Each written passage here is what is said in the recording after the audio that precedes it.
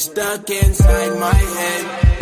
Remembering you and I analyze all those things you said. You told me you loved me, you kissed and you hugged me, and you smiled and look in my eyes and tell me that you'll always be right there.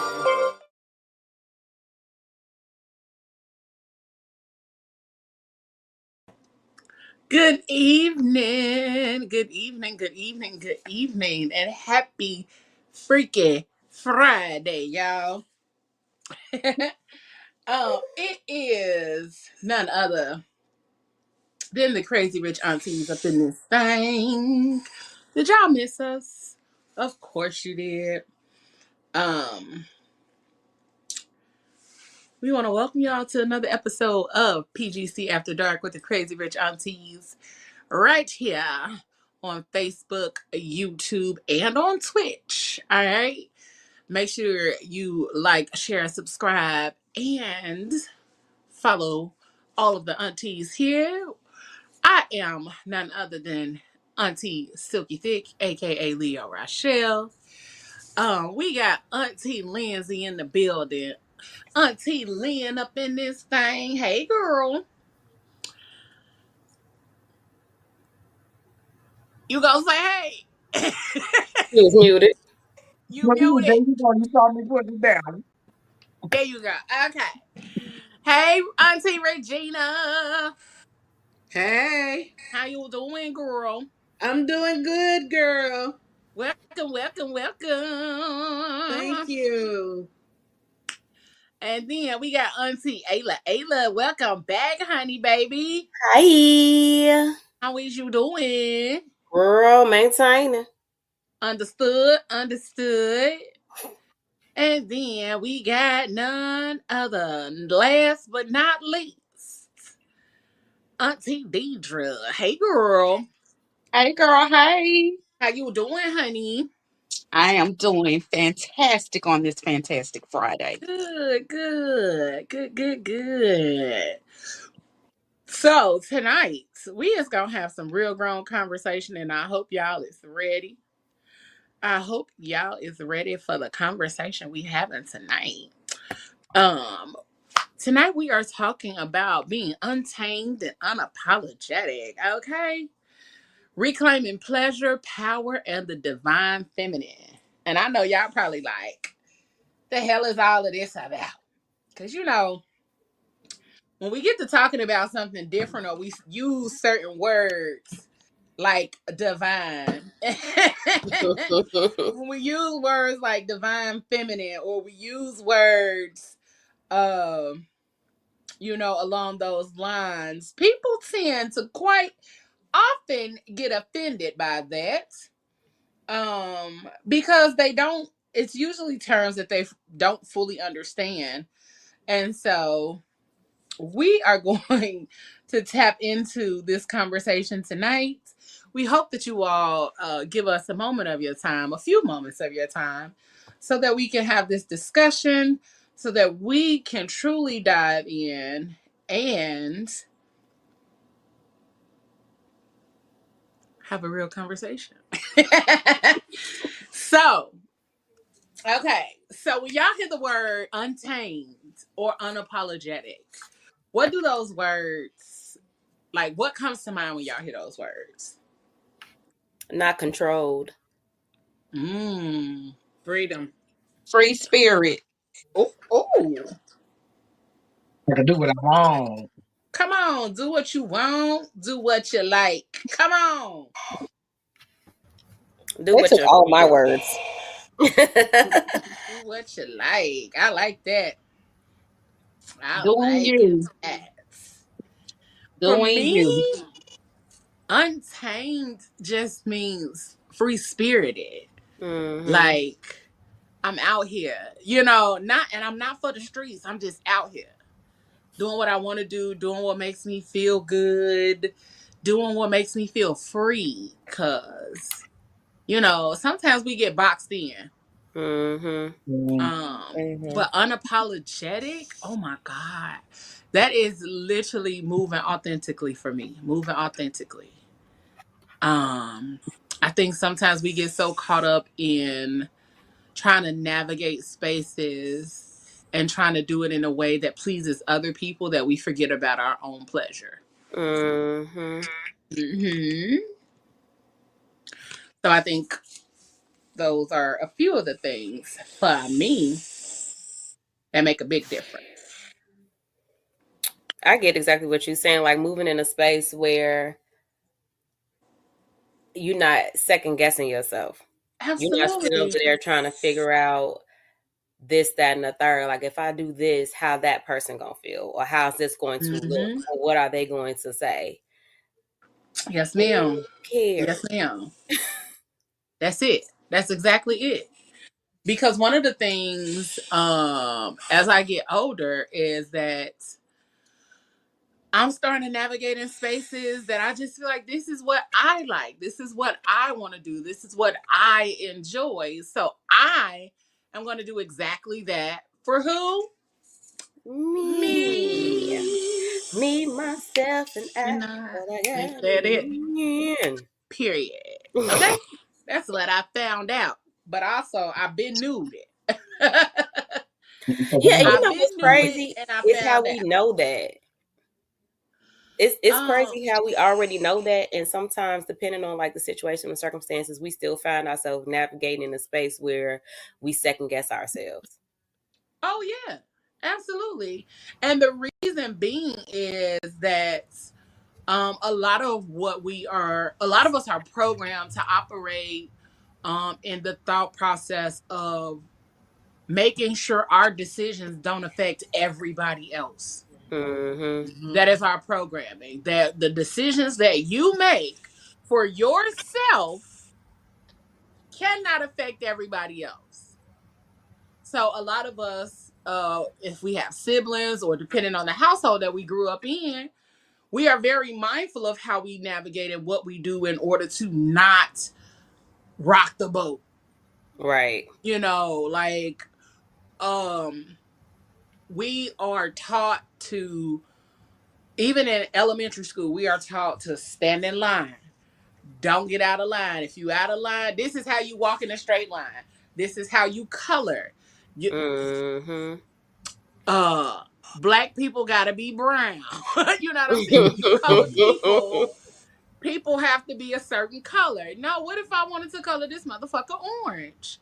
That's just because I felt like coloring this motherfucker orange, but you keep telling me he gotta be brown because he a person. So we are taught to operate in a certain way, in a certain manner, and anything outside of that way that we're taught, it could possibly disrupt the flow of everybody else around you. Mm-hmm. So we are always taught to think about the community, but very rarely are we taught to think about how our actions affect us in the long run. Mm-hmm. So, Mm-hmm. Because mhm. no matter the thing is, no matter what we do, it's going to affect outside of it affecting us. It's going to affect somebody else. Yeah. Uh-huh. Which is true. It doesn't matter good or bad. It's somebody's going to be affected by the decisions that we make.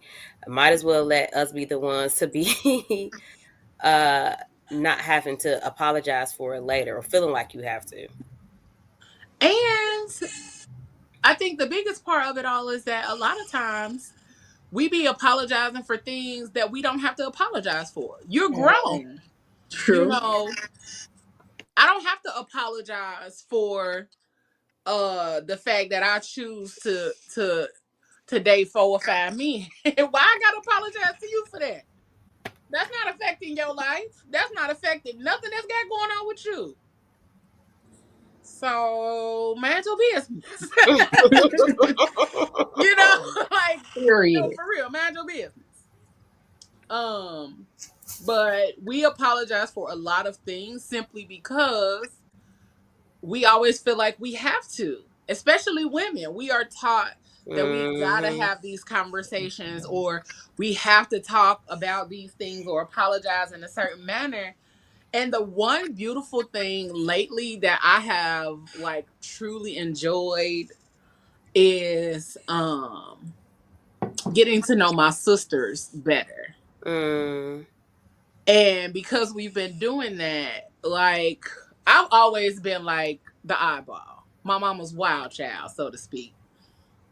But I've always like went to the beat of my own drum and all those kind of things. But I also have been always been the one that try to tailor the things that I do to fit a certain expectation or to fit what I think other people expect of me. Mm-hmm. When they ain't not even thinking about my black ass. Ain't not even thinking about my black ass. And I'm up here worried about what they thinking about what I'm doing. They ain't even think about me. But we recently had the conversation um about me thinking about open relationships and ethical non-monogamy and polyamorous relationships. Not saying that that's the direction I've decided to go, but I've been having the conversation. I've been having the thoughts. And my sister, being who she is, said, "Oh, girl, read this book." And that's where I got the books from that I showed you. I think it was 2 weeks ago, maybe 3 weeks ago. And the books were absolutely amazing. They helped me gain some insight, gain some perspective. Because, like I said, my life is changing. And the older I get, the more I be like, do I want to deal with one person? But, you know, so I think when we decide to stop trying to fit into a narrative or stop thinking that other people have an expectation of us, that we can truly operate in a life that is fitting for the person that we truly are. Absolutely. Mm-hmm. Absolutely. And I think Yes, ma'am. sometimes social media does this thing where they give you like these rules and regulations of life, and it's like, that's not fitting for everybody. Right. Not every, Absolutely. not everybody's going to get married and have the kids and a family. Some people are going to have these polyamorous relationships. Some people are just going to be alone and they're happy with that and being secluded. Some people going to date. I think the problem is people not being honest. Hey, I love my temple. I don't know your name, but I love this picture, this profile picture you got, honey. That's cute. And it's giving goddess, okay? She said we spend so much of our lives caretaking, and therefore I think we are so used to centering everyone else's needs and wants, and we are. Mm-hmm. And then she also said, also we are often raised by women who were all about self-sacrifice. Yes. Woo! That's a word right there. That's good. That's a Come on, word. Hey, Mama self-sacrifice. Ayla. Hey, mama. That is a word. Okay. Woo, Lord. That is so true, though. Have y'all seen that? It's a trend that's going around. I actually saw it today, and they are giving the kids like a snack, and so some of them they're giving two, some they're giving just one, and some they're giving none, and they're trying to see their responses when it comes to that. Yeah. And I was reading some of the comments, and a lot of people were like, "Oh, that's so sweet. She gave up her cookie for her brother, or she gave this, that, and the third." There was one. Well, the girl didn't give up anything, but it was her mom and her dad. Her mom had one, she had two, her dad had none. Her dad got the crying, and she just gave him a hug. And she's like, "I'm sorry." Yeah, she told him daddy go to sleep. And she gave Patted him on the back like daddy go to sleep. Like, and a lot of people, in the comments, it was up and down. So you got the people that's like, "Oh, y'all got to teach her better than that," and blah blah blah blah. But then you had some people that's like, "No, sometimes you got to protect yourself and your energy. If I want these donuts, and I'm sitting over, I wasn't expecting to have them, and I got them, and I want to eat them. I don't got to share those with you just because you ain't got none. Go get your own." because sometimes that's part of the problem. Sometimes that's part of the problem. Like you said, sometimes it's part of the problem. Like we up here always trying to care about somebody else. Because if he had 2 donuts, would you give me one? No. Mm-mm. The one that was my favorite in that challenge was it was 2 little girls and a guy. And the guy had one, the little girl in the middle had two, and the baby girl had none. Oh, I saw that one. And so, um, when baby girl looked around, she looked, and before they could even ask her, ask her sister was she gonna give her one, baby girl said, "Don't worry about it," and she It's snatched it out man. of her hand. Cause sometimes that's how we gotta be too. We gotta snatch our shit up. We gotta snatch our shit and take it. Cause ain't nobody gonna give you shit sometimes. So Yeah. it was. I do love that trend. It's so funny though, just watching how the kids respond and how they decide what they gonna do and if they gonna share it all. Sharing is caring, but sometimes I don't care. That part. I'm gonna put that on a shirt. Sharing is That caring is sometimes. catchy. Sometimes I Let me don't send care. that to my sister. Hold on. No. That's catchy. I would do it, Leo. Do it. But I ain't mad at baby girl for deciding no, I don't want to. Cause I Yeah. don't. Because I don't feel like it today. And Yep. who's to say that today wasn't such a bad day for her? She like, I need these donuts today. Maybe they stressed her out at the daycare. I don't know. Not stressed out at the daycare. But I think a lot of times, like I listen to, I try to give myself some inspiration that I listen to throughout the day. And this brings me to something that I listened to not too long ago. It's a past I can't remember because I listened to a lot of them. And they were saying how oftentimes we get to this space where everything that we do doesn't need to be broadcast. We get to ask opinions of everything. And then once we get fed all of these different opinions of what we should do, what we need to do, or how we need to live our lives, or blah, blah, blah, blah, then we take that and it becomes our narrative. We lose sight of what it is that we want to do, or what we feel like we were called to do, or what is comfortable enough for us already, whether that is living in your divine feminine Mhm. and things like that. You too busy taking on what everybody else's opinions are that you change your opinion or your narrative. And it doesn't matter who it is. Sometimes people just give it to you and you ain't even ask for it. You just talking like, you know what, I was thinking about this today. Well, what you need to do, what I didn't do. I didn't Mm. ask what you thought I need to do, but now this is the thing that's sitting in you, and you're like, well, dang, And should that's I where should I that's be where dating we folks end I up losing do? our voice. Yeah, you end up losing your Hmm. voice. You lose your voice, or you don't even know what your own voice sounds like anymore. And when I say voice, I don't mean your actual voice. I mean like your thoughts, your processes, what you truly feel when it comes down to the things that you're doing. Because even in building or putting together what we do with PGC, baby, I be sharing stuff, but also sometimes I don't be asking for opinions. I be sharing because I be like, this shit is so dope. So I be sharing it. But also I'll be sharing because I'll be like, okay, help me with the process. Help me with my thoughts. Because sometimes I can get so excited and my dreams can be this motherfucking big. And then Hmm. so it'd be like, okay. Help me process. I think even in doing all of this, I have lost my voice so many times because I was like, this is supposed to be a hobby.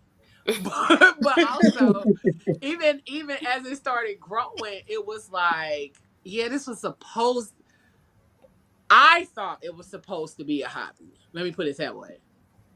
That's what I thought. Hmm. Big Sandals had other plans and other Not big ideas. sandals. Yeah, Big Sandals had other thoughts and plans and ideas. And so it just keeps growing. And so sometimes you have to minimize the outer noise and just tap in, sit still with yourself. Because sometimes when I'll be like, all right, I'm gonna quit, and I text people like, this it. Sometimes I be lying. I be just needing somebody to talk me off the ledge. Yep, that's exactly what you need. I be lying.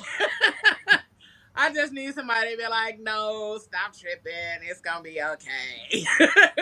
That part. But even when I do be wanting to just like quit, it's the reality of like, okay, what the fuck else would I be doing? What else would I do?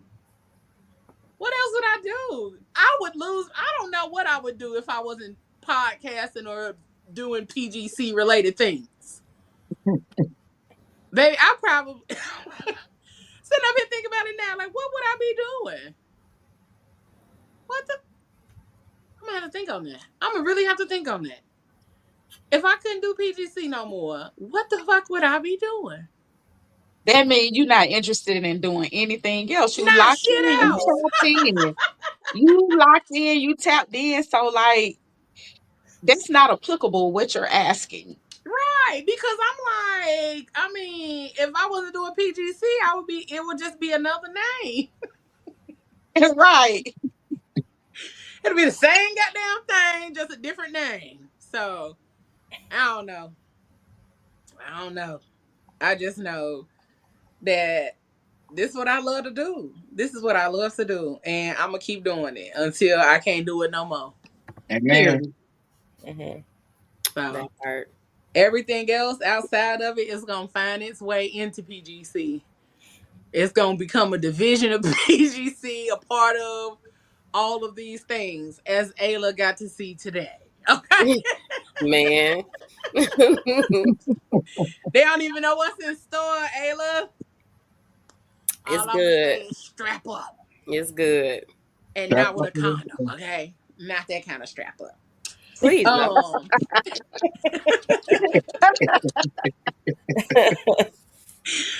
But let's talk about the revolution, the sensual revolution, like reclaiming pleasure as power.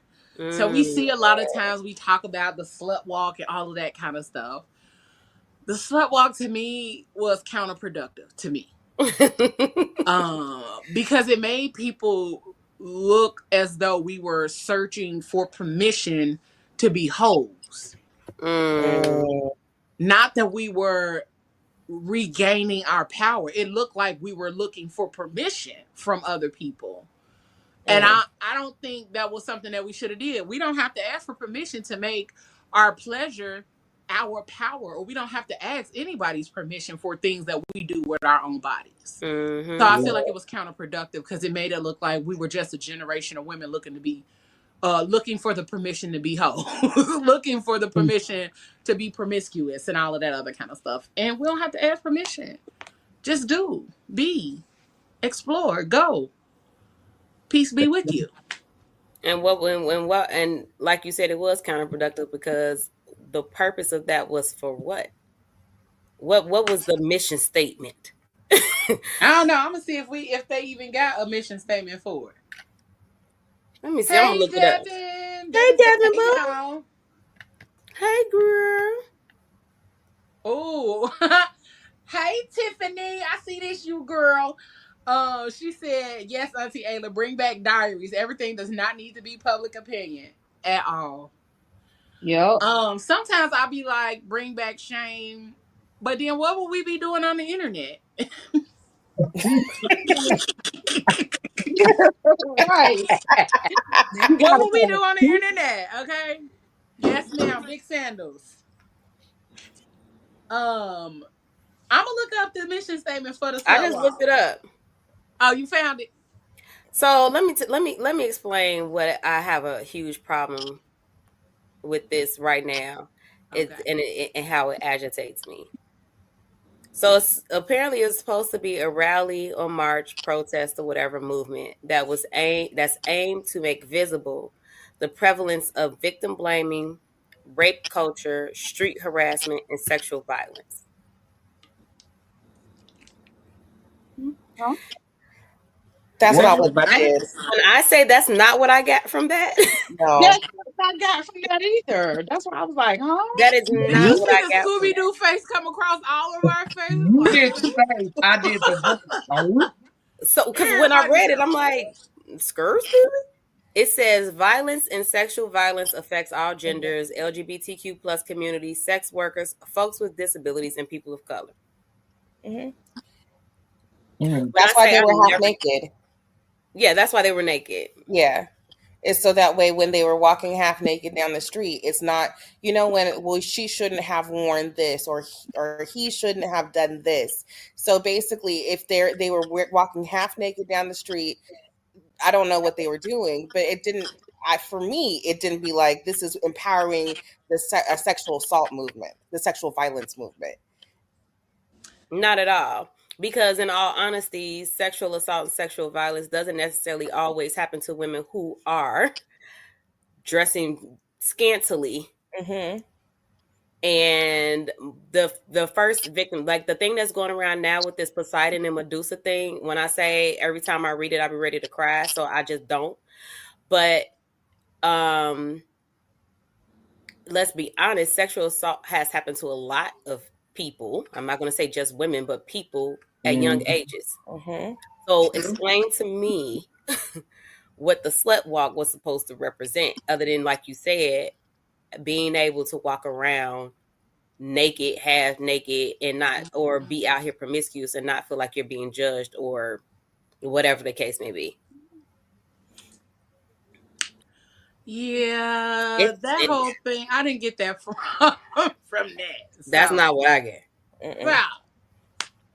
Okay, we learn something new every day, don't we, boys and girls? Amen. Absolutely. Yes, we do. So, when we talk about pleasure as power, let's talk about why sensual liberation is Mm-hmm. more than just sex. Okay, Mm, it is self ownership. Mm-hmm. Right. Okay, Mm. and let's talk about that let's because it's do not it. just about having sex. No. Mm-mm. I was Mm. talking to a guy, and he asked me if I had lingerie, and I said I have like drawers full of lingerie. I love lingerie, and he goes, "Well, is it for the men for the men that you hang out with?" I was like, "Absolutely not. It's for me. I will walk around my house in lingerie." And Yeah. so I feel the most sensuous in myself with I do my hair, I walk around in lingerie, I sleep in it, but it's for me. It's not for anybody else. And Hmm. finding ways to connect with the central part of myself is not for a man, and it's not for anybody I'm sleeping with. Mm. Right. Because why can't be sexy for me? Right. Right. And the other thing too is feeling sexy ain't always about lingerie. Mm-hmm. Like this little thing I got on right here, baby. It is the most comfortable. It feels so good on my skin. Like it's like a long ass moo type Mm. shit. I got so Mm. And, many of those. and it is the most comfortable thing. My homegirl, shout out to Curvy Girl Depot. And I keep asking her, do you have any more of these? Because this shit feel good. And it's Mm. orange. Like orange. Okay? I love a good orange. I love me some shit in some color. But then she had an olive green one. I bought that one too. Oh, olive green my Cause bitch, if you color. got Yeah, some more I in love olive orange, green. if you have more in orange, I'll take all of them. If you Hmm. got more in olive green, I'll take all of those too. Because this shit is so, it's not even silky. It's like polyestery. I don't know what the fuck this But is. it's soft up against the skin. It's Mm-hmm. soft, it's free flowing, it's comfortable, it's airy as fuck. And I feel like if I go outside with no drawers on, it's gonna be the best day ever. Okay? Yes. Yes. Go outside with no drawers on after a fresh wax and get them legs Man, taken listen. care of, baby. Wow. Let I'm me gonna be tell slipping you. and sliding and getting loose, okay? Baby. I I cannot wait to get back to my self I already do self care at home, but like my going out and doing self care, I did a self care before my accident, and I went and I got me a massage. I went and got like some of my favorite little snacks and things like that, and I got me a wax. And my friends, everybody had a wax. I never got one, so everybody was telling me about getting a wax. But I I was like, remember that. you remember that, right? So I'm like, okay, I'm gonna get one. I'm gonna do it. So I did it, and they was like, "Well, you like a little dress or whatever? Don't put on like no pants." I said, "Okay, cool." So I had me like a cute little flowy dress. It wasn't long, but it was like knee length. When I say after that wax, I took them underwear off instantly, You was and outside, I was like. outside like it was the best feeling, and I felt so like sexy. Like I ain't had no man or nothing. It was me. It was just me and feeling good to me and feeling sexy for me. And I think oftentimes, a lot of times, people don't realize that women. A lot of women aren't doing it for the attention or for the man. We are doing it for ourselves. I have a best friend that when every time she steps out the house, Sheree, every time she steps out the house and she's going somewhere, Sheree makes sure that she's done up head to toe. She is so And cute. She is so stinking cute. she's so cute. And people always I ain't gonna say people always, but people have said, like, girl, where you going? Why you dressing up like that? Because she's outside. And that for her makes her feel good. She married and everything else like that, but she don't, even if she ain't out with her husband, she out with us. She will be the one that's probably the best dressed out of everybody. I'm like, girl, I ain't going outside with you. Help me pick out an outfit. Because if you're about to go outside looking like this and then I look all regular. So Sheree is the me. Yeah. Okay. Yeah. Cause Yeah, I because you used to did be, that when I'm the we friend was that be in like, Alabama. I'm like, girl. when we was in Alabama, I literally be like, okay, so how we dressing? And then even when somebody tell me like, I'll be like, is we cute or is we homeless cute? And sometimes people be like, we just regular. And I'll be like, okay, so I just dress regular. And so I dress my version of regular. Though. Like, Mm-hmm. She walked out so there it with a always full be beat funny. face. I said, ma'am, do my makeup. Right, right. Right over there in that corner, Miss Sassy. That's her. That's what she do. And then you just sitting there looking like the boneless chicken with nothing Oh, on. yeah, Regina. Oh yeah, Uh-uh. Her Miss too. yeah, Miss Sassy up at the top. yes. But you know what? When I go to work, people always be like, "So why are you dressed so extra? Why come you're not?" When I come to work, my job is very stressful because I work for the Department of Mm-hmm. Revenue. Tax season, honey. Ooh. And so when I walk in there, I get dressed. I have, I don't know, when I get dressed, something about getting dressed. Miss Sassy comes out.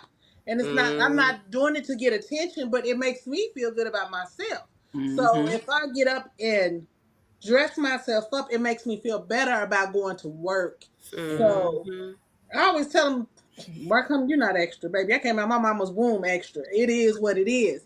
So it makes me feel so good about myself because a lot Mm-hmm. of times I'm so busy taking care of everybody else. Mhm. And the only time I get to take care of myself is if when I get ready to go to work. So it's like, girl, let me be extra. I'm gonna be Mm-hmm. extra. And it makes me feel good. So yeah. I used You to be know, extra. I'm coming back though. yeah. Girl, what you mean? Huh? What you mean used to be? I used to be. Now quit playing. You know what I look like today. Quit playing. We saw Exactly. each other this morning, okay? So uh, let's stop there, okay? We saw each other this morning, cause up under this hair, baby, Ice Cube, okay, No, not and today was a Dime good Bag, day. okay. Like, and I don't mean Ice Cube fade Ice Cube. I mean Ice Cube as Doughboy type shit up under Oh this. no. Yes, Mhm. ma'am. Yes, ma'am. And Oh then it be no. having the nerve to stick out the side of my little baseball cap. We not gonna do it. Oh, I hate when my hair stick out the side of my. I'll be like, dang, I'm Listen, outside. the little curls be The little bunching up curls be past like, my They eyes. dang got I'm it. like Easy E or Ice Cube. Which Like, one wait, where you is want the me to? edge control? wait Listen, for the hairbrush. be so mad. So I did find an article about um 7 tips for finding sexual freedom. And I'm gonna share this. Mm. I'm gonna share this in the chat with the ladies. I'm gonna share this. But I'm trying to skip past all of her stuff. Okay. Sexual liberation, though, is not the same as sex therapy. Whereas sex therapy is typically about resolving issues in the bedroom, sexual liberation often happens outside of it. Okay? The path is holistic, involving lifelong spiritual and emotional work that has to do with understanding the relationship between all of the body's experiences. Um for others, healing has meant developing an appreciation for their own bodies and eroticism, or unpacking social commentary about correct expressions of gender. For many femme people, liberation has been unlearning the message that someone else's orgasm matters more than your own.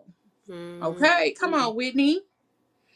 Um, so here's what Whitney recommends. Show up for yourself first. She recommends setting up a morning routine. Listen, we talked about this. We talked Mm-hmm. about a morning routine. So the morning routine that awakens your physical body, grounds your mind and your spirit in your body, and sets an intention for the day.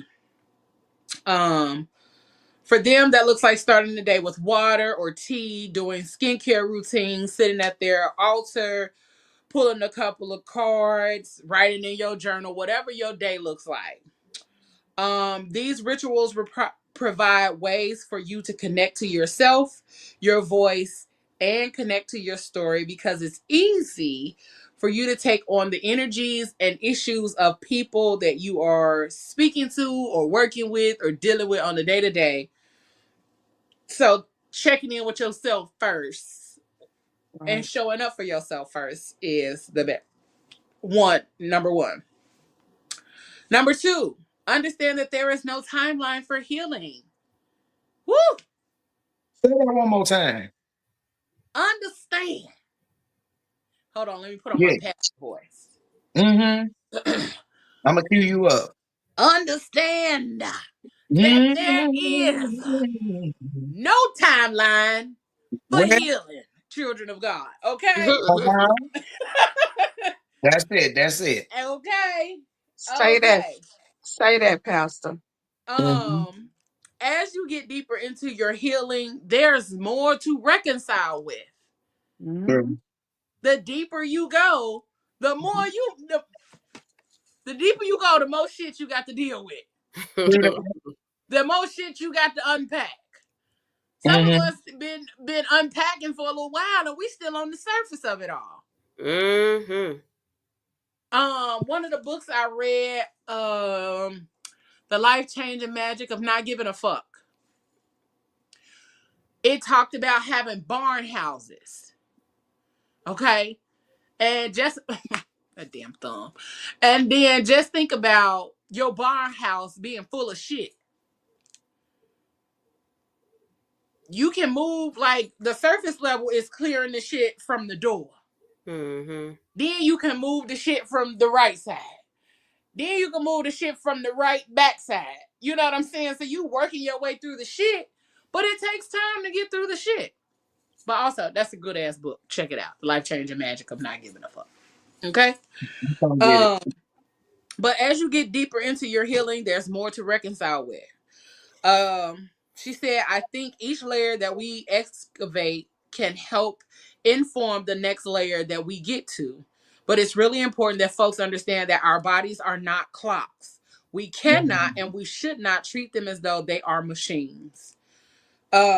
She wants people to accept that sexual healing is lifelong work. Don't chastise yourself if you feel you stumbled or regressed in some way.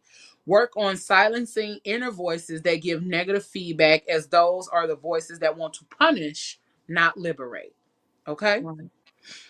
Um Practice body curiosity. Oh. Mm-hmm. Okay, girl, talk to me Right. nice. Sexual liberation is oftentimes about working to heal the harms incurred from systems of oppression, including white supremacy, the gender binary, and heteronormativity. Whitney recommends starting with questions. How do you experience your own body? What does that experience look like if you try to quiet the messages that you have to be a certain way? If you were to ask your body which pronouns it aligns with, what would they be? Mine would be bad bitch. Okay. I don't know no other shit. Okay. But and she said the more that I asked myself those questions, the more I got clear about what made sense for me. Um, so her decision was to become non-binary. That was her Mhm. decision. She said memories started to come through where I can remember being a kid, that I wasn't a girl, that I wasn't a boy. I was just I was just a being that was enjoying life and playing and feeling fully in the present moment. Um, Next thing, write a letter to your inner child. Our adult selves are inextricably from our child selves. Who we are today is literally where our first traumas happened, and that's what a lot of us don't understand. Who we are, or how we respond to things now, is a direct correlation to the first traumas that we had as children. If we have not healed those things, then our reactions to certain things in our life are literally that of the age that that trauma took place. So, if you have not been doing the work or have not started the work, a lot of people act out maybe like a 7-year old, a 12-year old, a 8-year old, maybe a 3-year old. Some people literally throw tantrums as Mm-hmm. adults, as we see this person that's in office. But I digress. Um, so they still respond in ways that that their first trauma took place. And then as you do the healing, as you do the layers, then it'll clear some of the pathways, but the work has to be done. um she said addressing and healing pain or trauma that comes up in our adult lives can start with writing a letter to your child self, and that could consist of a love letter or even an apology letter. Okay. That's definitely something on my list of things to do from therapy. But guess what? I keep avoiding it. I'ma just tell y'all my business. Okay. Um Period.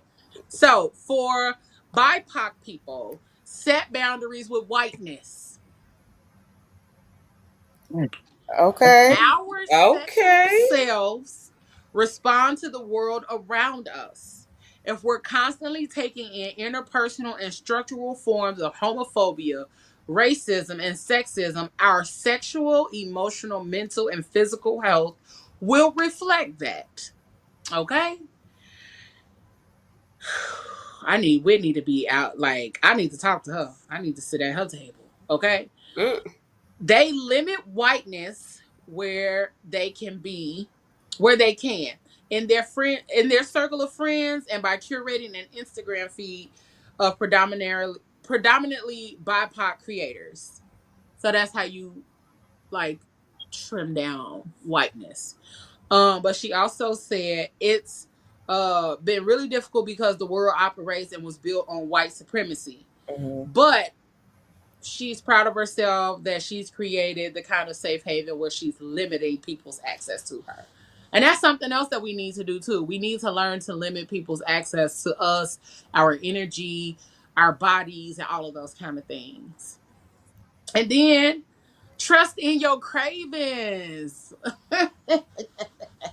That Eat. sounds yummy. Okay. So do. Sexual liberation demands that we center and embrace our own pleasure. This is important, okay? Because most of our lives we are taught that pleasures are guilty, Mm-hmm. or that offering our bodies what they're asking for is indulgent. Instead, let your body guide your diet or your sexual appetite. Mm. Um, do I have a craving for that? Or she even said, like, when it comes down to not just sexual pleasures, but all pleasures. If you desire a cookie and you like, I really want this cookie, but on the other side of your mind, you like, if I eat this cookie, it's gonna make me gain 12 pounds, or it's gonna make me do this, or it's gonna make me do that. So she said, ask your body, do I have a craving for that? Or ask, hey body, what are you craving right now? Mm-hmm. And then last but not least, she said, release built up energy in your body. She recommends movement as a path to releasing negative energy and grounding oneself. They say that our emotions like stress, fear, or shame build up in our bodies and prevent us from being present, experiencing pleasure, or connecting with ourselves and others sexually. She recommends starting with a playful shimmy or sensual dance meditation. And you know what? I like this shit, Whitney. Because I told y'all that I used to smoke, and I used to get high and dance in my living room. I used to get high and dance in my living room. And in my old living room, I used to have these beaded curtains between my living room and my dining room. And I would literally get high and dance in the curtains. I literally got a video on my Snapchat of it. Um, but what things have you all, of the list that I read off, but especially when it comes to um the body curiosity, what things have you tapped into when it comes to your body's curiosity, or what you find yourself being curious about, whether it's sexually or not?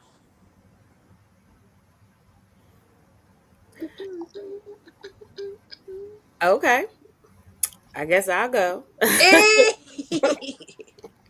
I was gonna give y'all a minute.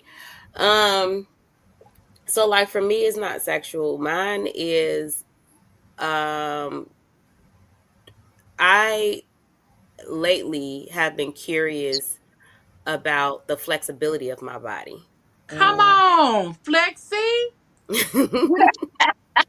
Come on, I've little bendy I've straw. right. I've been interested to see what my body can do. Mm. Um, especially like after my accident and everything, and feeling like I'm and being limited for so long. I'm Mm-hmm. like, nah, what else can I do? If I can overcome this, because even though I do still have limitations, I'm not allowing myself to stay limited, right? So what else can my body do?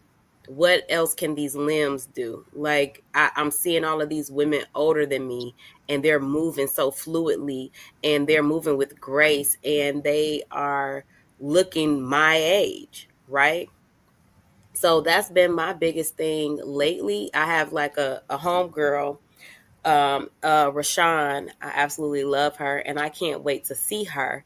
She specializes in the wellness of the body and the movement of the body, and seeing how limber or limbo your body can get. And that for me, Ooh, we need to do a class with her. we can. Mhm. Just tell me when, That could girl, and be a I show field trip. calling. Field Set trip. it up. because Right. she's amazing at how she, teaches and shows you the different ways of moving your body and testing the limitations that you have and going beyond those limitations, because the body is only limited to what you What you limit believe it to. you limited Right. You to. know what I mean? It can do so much So more, you but mean to tell me I can be out here busting it wide open with the splits again? and can. Girl, I ain't did a split since I was a teenager. Cause baby, these hips ain't, they don't do what they used to do. So I never did yes, one, so I'm get trying to get down there. set up a chat with us. I So got we you. can get some shit cracking. I got you. I'm gonna Yes, hit her up ma'am. right now. But All right, what y'all. about the rest of y'all? What's Come on y'all now. curious about? I'm sorry, I'm back tardy for the party. What happened? What I missed? So I asked in regards to body curiosity, like what things have you found yourself being curious about when it comes to your body or to other things that pertain to yourself? Don't necessarily have to be sexual.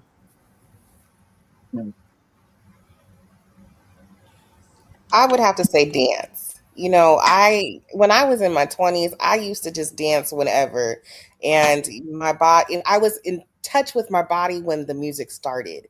I don't know what changed it. I don't know how to connect with myself enough to just let go, enjoy the music, Mm. be like the pleasure of the music and how my body moves, and regardless if somebody's watching or not. I used to love it. And now I'm just like, I don't know what to do. I might do a side to side and a shuffle, but I used to do all I'm kinds of sorry. things. Like, Not it's the side okay. to side and the shuffle. Not you staying Yes. in the one and two. Yes, one, two, maybe arm, like, hey, but that's about it. But like I used to find so much joy and pleasure in dance and in movement, and if somebody was there or not, I could be in my house, I could turn up the music, and now I'm in the house by myself, and playing the music, and I don't even know what to do with myself anymore. Mm. That's Baby, run Mhm. around butt naked, wild and free dance. Go on and do it one time. one time for I'm the I'm gonna one do time. it one time for the one time, and then I'll let y'all know how it was. You gonna get your mojo back from just that one time. Watch what I tell you. Mhm. You Okay. gonna feel so free, baby. Yeah. Lindsay, where you at? I'm in Baltimore. Oh, you in Baltimore? Okay. Because I Yeah. was sure gonna invite you out to a dance class or two.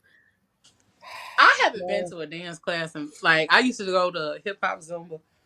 They have it. The girl who used to teach it back home, she teaches it here, but it's on Tuesday. I don't do shit on Tuesday. Mhm. Okay. It's at seven Mhm. o'clock from 7 to 8. Baby, I ain't coming. I ain't coming. I got to be at home preparing for the show. My Uh, sister does dance classes on Wednesday. It's called Wild Out Wednesdays, and it be Oh lit. wow. she got a virtual class because I'll sign up for it on She Wednesday. used to do them virtual. She don't do those virtual anymore. Can we have an Oh. auntie's dance class with your sister? Huh? Your Would your sister do an auntie's dance class for us Absolutely would. virtually? She absolutely would. That'll Hmm. be lit. I got you. Hmm. Hmm. Sorry, my brain is over here Yep. like. Because you over there with your head down right, and I said, here she go. She putting them notes in. I see you. Yeah. I see you. Brain over there going. Yeah. I'm like, Mm-hmm. When I Mm-hmm. saw that bang down, it's over. That's it. Right. Mm-hmm. She over Uh-huh. there Mm-hmm. figuring it out. Figuring it out. All Y'all right. so funny. Ayla, shut up. Get out my business. Okay. Okay. All right, ladies, the rest of you. So what about y'all? My body was curious just about me. Just me, myself, and I, period. Mm-hmm. Because I've always been around somebody. So just always We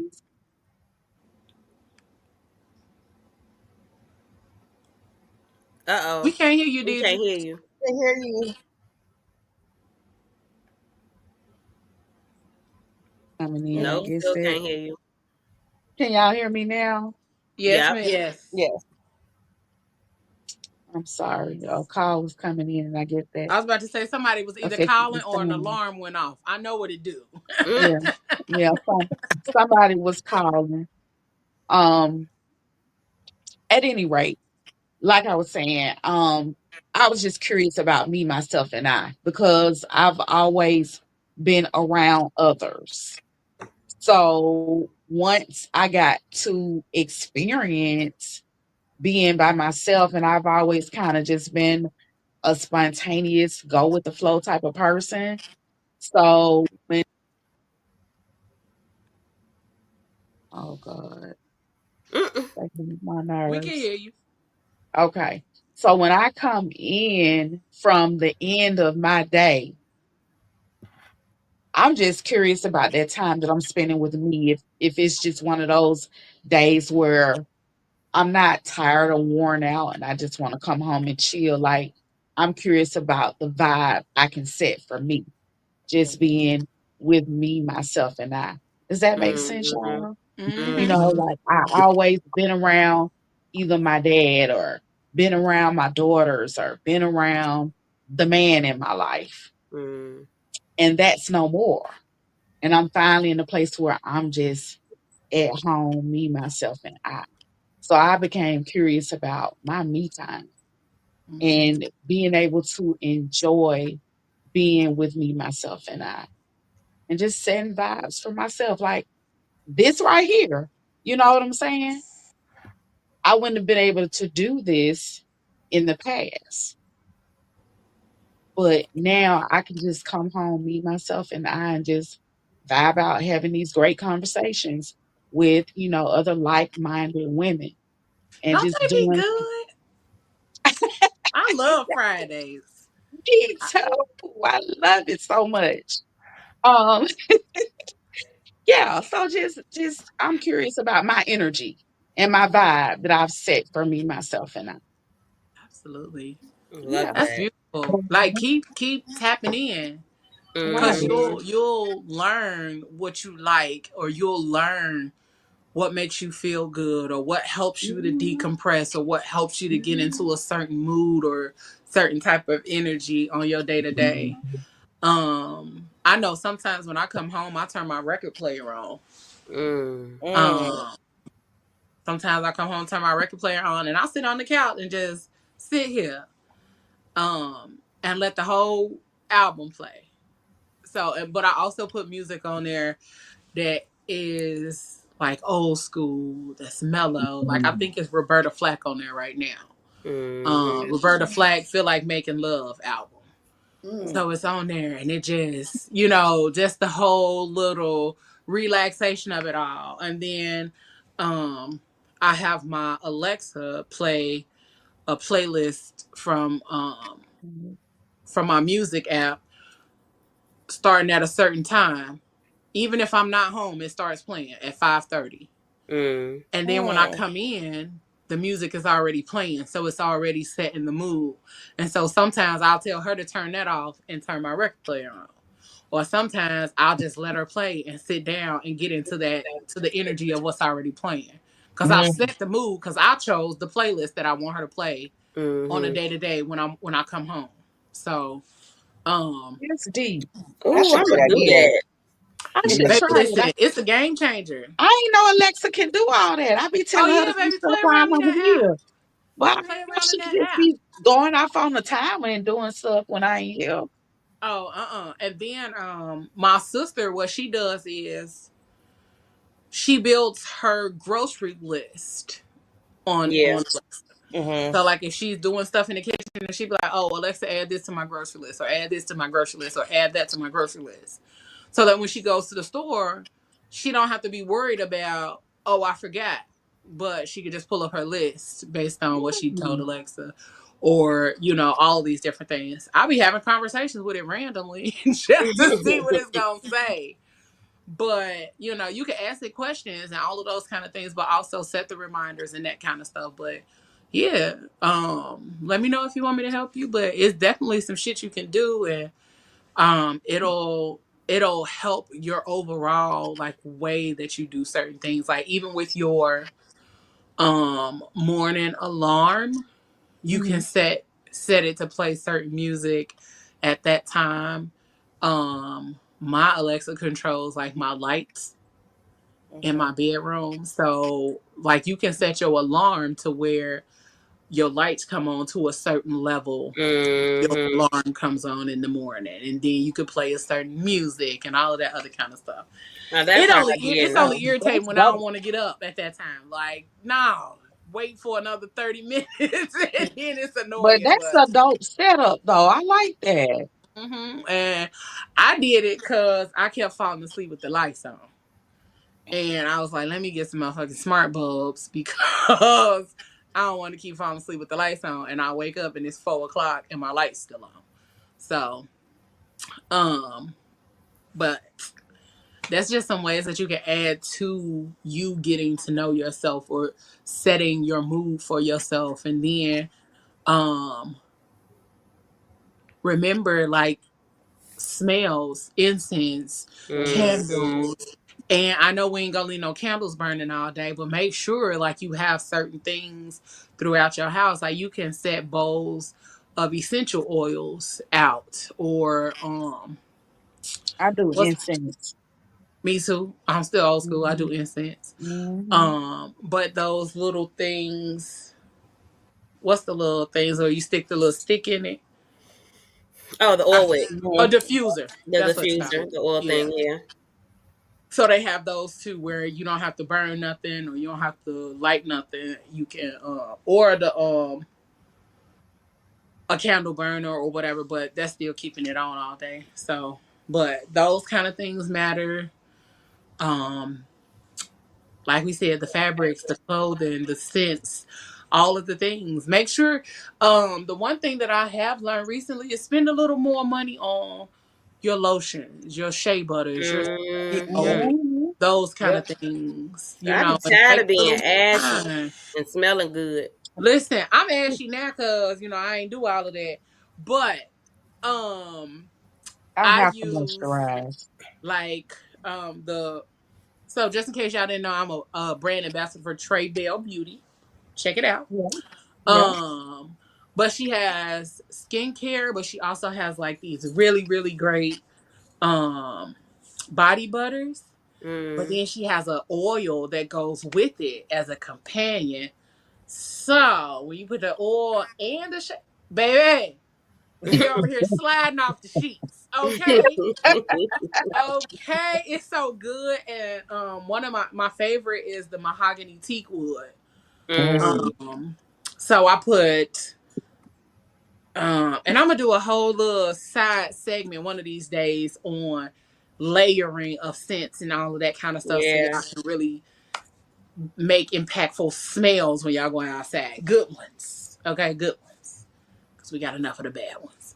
But the oil, the body butter, and then I spray a little bit of mahogany teak wood on, and then Mm. I spray on top of that a little bit of eucalyptus and spearmint body spray, Mm-hmm. and I walk around here smelling like a problem. Okay, I smell like a problem. So those are other things. Like make sure you spend a little extra money on those kind of things Mm-hmm. because you don't want to be out here ashy and you don't want to be out here with your hands dry and your feet dry as a grown ass woman. It happens. We get it, but especially like if you are in that era where you're tapping into yourself and you're trying to do more to take care of yourself, i.e., me and D. Um, and so those are some of the things that we can invest just a little bit more Mm-hmm. in order to make sure that we have the best experience and we're able to start tapping into our sensuality and sexuality in those ways. Cause baby, I'm always ashy, and I swear I be like, I put lotion on, Mhm. but my skin absorbs differently than on certain stuff. I got to find out what works for me. Find out what works for you. Mm-hmm. Mhm. A little bit Yeah. of people. But go to TreyBellBeauty.com, beauty with an E, and try them. Oh, she got all kind of scents, but my favorite is the mahogany teak wood because it smells just like mahogany teak wood. I love mahogany teak wood. Can And you put that in then, the chat? huh? Can you please put that in the chat? I The sure site. can.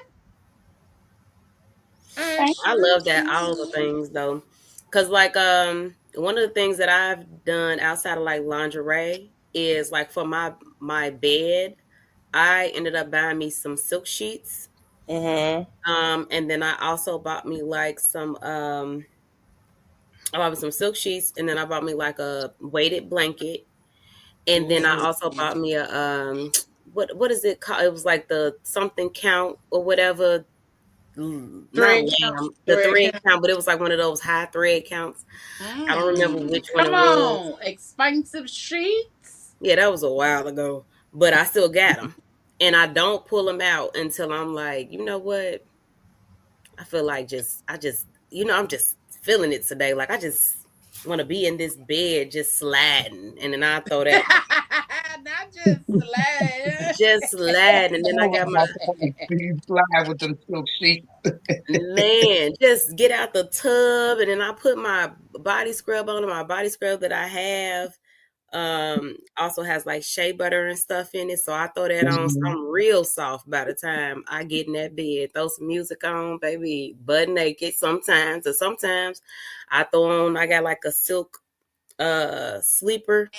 Throw that Mhm. on, and I'll just be I just be like, man, this feels so good. Some wine or some juice, some tea, whatever I'm feeling that night, and it's just like it does something to me. I just feel good. You know what I mean? I sleep better. Mhm.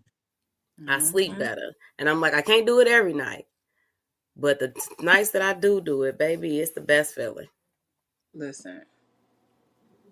And we Um, always got to do those things. I think I remember once upon a time just trying to always make sure that the people around me, like I think we talked about that earlier, were happy or taken care. Especially if I was in a relationship, it was one of those things. Being in a relationship is one of those things where it's like, okay, is he okay? Is he cool? Is he satisfied? But still in the midst of that, still making sure that I'm okay, that I'm cool, that I'm sad, the things that I like to do and that I want to do or whatever, because he may not want to do those things. Okay, Mhm. well, that's what Ayla gonna do today. Ayla's gonna go to to the beach because I love going to the beach. Sitting at the water, that's another thing for me too. The beach and sitting out there and just hearing all the sounds of the water and just escaping life and everything around it. Sometimes being in these four walls can be too much. So Yes. just going and being outside in space and things like that, that's something that could be uh liberating centrally too, putting your feet in the sand, Mm-hmm. put some Mm-hmm. water on it. Cause it's grounding. That's what you're doing Yeah. Mm-hmm. when you do that. Like even standing outside in the rain, a lot of us have gotten away from those things that made us feel good even as children.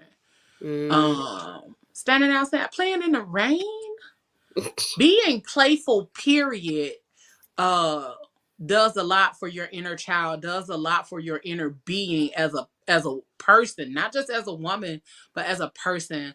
That playfulness, that childlike Mhm. attitude and childlike behavior is what helps you to get to that space where you like, oh, this feels so good. Because when I Um, say I can't wait till it get hot outside and I pull out these water guns and start lighting people up, I baby. can't wait till we have Girl. some real Hey, deal at summer least rain, the like women Carl doing Thomas that, honey. talked about. Cause I love summer rain. Like that is my Oh Mhm. favorite. yes, Long yes. as it ain't I go burning. outside and stand in the rain all the time. I think I've done it quite a few times since I've been living here, and my neighbors be looking like, that ain't that crazy bitch out there again. Again, I've sat outside on summer rains with like a hookah and and some wine and some music and just sat out there while Yeah, it's raining. I miss houses that had porches. Mm-hmm. I grew up in a house that had a porch, so I could sit on the porch, put my feet on the rails, and let the water just run down my feet and legs. And as I'm reading a book, and it's not a lot of houses these days that have porches like that. But that's the one thing when I get my house built, that's the one thing my house has to have is a Mm. porch. But what about the rest of y'all? What type of things have y'all been curious about, and then I'll answer. Oh, wait. Look, everything. Mm. Yeah, come on, girl. Come on, girl. Like, talk to us. Look here. The sensual, sexy, baby. That is a part that to me is just free. You know what I'm saying? It's just free, but it's like it's one thing if I could, I would walk outside butt naked. Just you know what I'm saying? Just to have that. I literally used to do it outside. You know what I'm saying? When I had my backyard. You know because it's something about that part on your body. You know what I'm saying? Like literally, don't judge me, y'all. Don't judge me. But that goes Ain't back to that. judging. You know what I'm saying? It goes back to that. The rain. You know what I'm saying? It goes back to all of that. That part of me, I can't do it right now. You know what I'm saying? And that part just is just a different nature to your body. Don't judge me. All right, I'm done. Y'all looking at me like, No, why are it's you something outside? about that. It Why are makes you you feel outside good. butt Yeah, naked? I can relate. I can relate. I've done it. Yeah. I can relate. It's something Absolutely. about that sun on your body. It's like Mm-hmm. refreshing. It's brings energy. Yeah. Mm-hmm. Mm-hmm. Yeah. That's why I can't wait to go somewhere with a bunch of sun, and I got a hotel room that's like on one of them top floors. It ain't even got to be on the top You floor. It don't could have be to be in on the the middle. top I I'm mean, floor. it don't, but I just want to be closer to the sun. right, That's why I say right. on one of them top floors. The higher up you get, the You closer feel to like the sun energy. you are. And Uh-huh. I want to be real close to the sun because they do what's called like sunbathing, Mm-hmm. but it's like you lay there, but you pull your legs up and let your girl get some of that sun. Sun. Oh, yeah. Oh, yeah. Yeah. And Yep. I was like, oh, Never that's heard of a it. thing. Yep. Let me Mhm. let me get out here because it helps with like releasing, like it's like a releasing kind of ritual situation thing. But I'm Really? gonna look into it because I'm like, if You my got if to my work out like patio that. wasn't open, okay, if my patio wasn't open, and baby, I'd be out there all the time. But yeah, That's yeah, interesting. Yep. it's You like, can do it at night. oh, it's so many things that we can do and that we would like that we have the opportunity to do. I think a lot of us just let life get in the way of us exploring, having that childlike mindset of exploring and really tapping into what that freedom looks like or what that freedom truly could be. But we just get so caught up in the busyness of being an adult. Mm. But for me, for my curiosity, um, mine has kind of been sexual, but also not sexual. The not sexual has just been kind of similar to D and Ayla. Like my flexibility, my strength, what my body can endure. Um, but also how much pain, pleasurable pain can my body endure? Not just the like aches and pains, like nah, I don't want to be aching and paining in that way. But I also have been very curious about how much pleasurable pain can my body endure, Mm. and for Mhm. how long can Mm. it endure that pain. Uh. um but also um truly curious about what my body has to say when I'm in the presence of certain people. Like, Mm.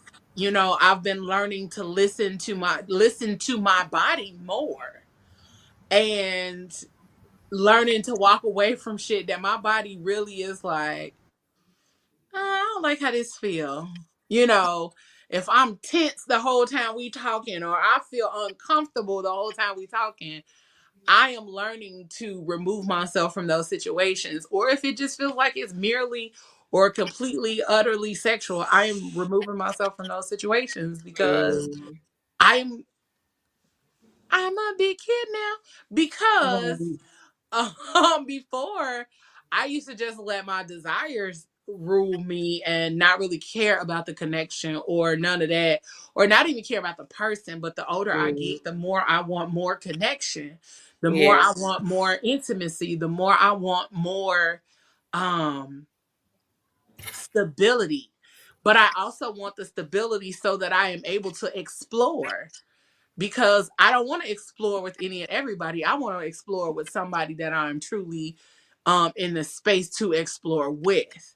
And if I can trust you enough to explore with you, then I'm also curious enough to be able to tap into the open relationship or the polyamory or whatever those things may look like. Or, because I'm at a space that's where I'm thinking. Like, at one point I was like, hell, I might even get a girlfriend. But I was like, I don't even like us like that. But but then also was Man, like, I mean, listen, it could be a girlfriend, but Girl. it don't have to be like a girlfriend. You know what I I'm get what saying? you're saying. I'm You don't like, want to it be could in a just be relationship like with a one. companion that's a girl. Yeah, you don't want to be in a relationship with one. Yeah. Like, Hmm. I don't know, that sounded weird, but it was just No, like I can get you. that's really what it is. Like, I don't necessarily have to do nothing. Like, we could be long distance. Like, we can literally just be companions. Like, dudes be talking about being getting married to other dudes or some shit like that. I'm like, Mm. well, I get married to a girl for the sake of just having a companion, not Companion. necessarily saying that I want to have sex with this girl or nothing like that. But even if we do, then we do. But I don't know. Well, I they don't have know. that now. What is it called? What kind of marriage is it called when a straight woman Married to Lavender. Gay Man. it's called Lavender. a Lavender. lavender. Lavender. Lavender. Yeah, Uh huh. Yep. I was about lavender. to say velvet. What is that velvet? What is that? Velvet. Velvet. But um even just giving myself the permission to think about those things. Mm-hmm. Because for so long it was like I feared the judgment. Yeah. Like, fear the judgment. What if I did say I wanted to have a girlfriend? Then what? Yeah. Do Like, you? then what? What's somebody gonna say? Like, that was what the thought process is. Like, what's somebody gonna say? Yeah. How this Yeah. person gonna feel? And it's like, why does that matter? That's it. That's the point right there. Why does Why it does matter it what they're matter? gonna say? Because it's not them, it's not their life. So, but And you those are happy some of the and things you I've been enjoying curious life, that's about. good. Yeah, those are just a few of the things I've been curious about. Just really trying to tap in with myself and really see what in this regard, like reclaiming my pleasure, reclaiming my power, and and Mm-hmm. really tapping into who I am and not necessarily worrying about what everybody else deems correct or proper or right for me. Yeah. um but I also just want to say this, like, thank y'all for making this a safe space for me to even say that. Mm. Yeah. Like, Uh, that I ain't never said that out loud. Oh, for real? I ain't never said that out loud. I've been over here thinking it. You were mm, thinking it, yeah, but you said it. Like, I never have said it. I said it to my sister. mm, Um, but I've never said it out loud to even say that I've been thinking about it, because I have though. Because I'm like, I'm tired of men. Doing this Girl. shit. Like, I'm tired of men. Let me get a girlfriend and see how that go. And then I'll be like, but then there's always that lingering thought, like, what they gonna think? you know, You can't mm, let because that. we're learning. Because I'm still in the place of learning to deprogram and unlearn. Mm-hmm. Because it's like a lot of shit was deemed shameful or mm, Mm-hmm. all those kind of things. And I'm like, I'm not saying I'm going to be with a woman, but if I decide to try it out, if I give it a 90-day Money back guaranteed Money trial. back trial. Then who gonna stop me? But it's Mess just the around, find the thought. love of your life. That part. Right. And I'm out here That sucking part. dick this whole time and I should have been with a woman. Girl. That part. That part. Hey, Oh. I'm just saying. I'm just saying. I'm just saying.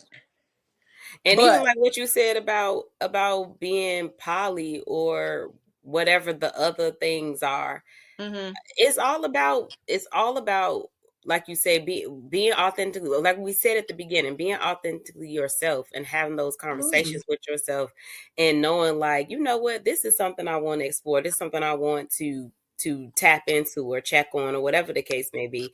And then being able to, because the thing about it being so many people in the world, there is somebody somewhere that is on the same wavelength, Yes. thought process, willing to go through the whole situation with you. There is somebody somewhere that's like, you know what, I'm gonna do, and then you end up finding your village, finding somebody you can trust to do whatever it is that you want to do. Whether you want to be in a heterosexual relationship or a polyamorous or a lavender or whatever, because the list goes Whatever type on. of There's so relationship. many Yep. types of relationships that you can Relationships. have.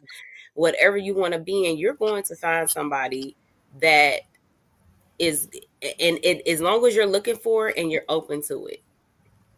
So absolutely. with this conversation, this is about honestly tapping into yourself and being okay with what you decide and what it is that you want, and not allowing everything else to control or dictate Your happiness. your happiness. Your happiness. Because no matter what you do, people gonna have an opinion on it. And that's where Absolutely. you have to learn to say, hey, this is my life. I'm going to live it the way I want to. Or you can tell Absolutely. them opinions are like assholes. Everybody got one. Ain't Listen. that it? Ain't that it? And some of them a little funkier than others, but everybody got You do. Yep. Yeah. so. Um. So another question that I had, because I'm just. Oh, let me get in on my little part. Hold Oh, on. go Wait a ahead, boo. minute. I Girl, thought you yeah, went. Go girl. ahead, Wait a mama. minute. Okay, so going back to what Leo said, I am learning about what I um like sexually. I'm a pain fanatic and I love pain, but Come I'm also on. a control freak. Come on, And masochist. so I am learning how to give up my control and Mm, become more sensual. That's good. I think I'm more like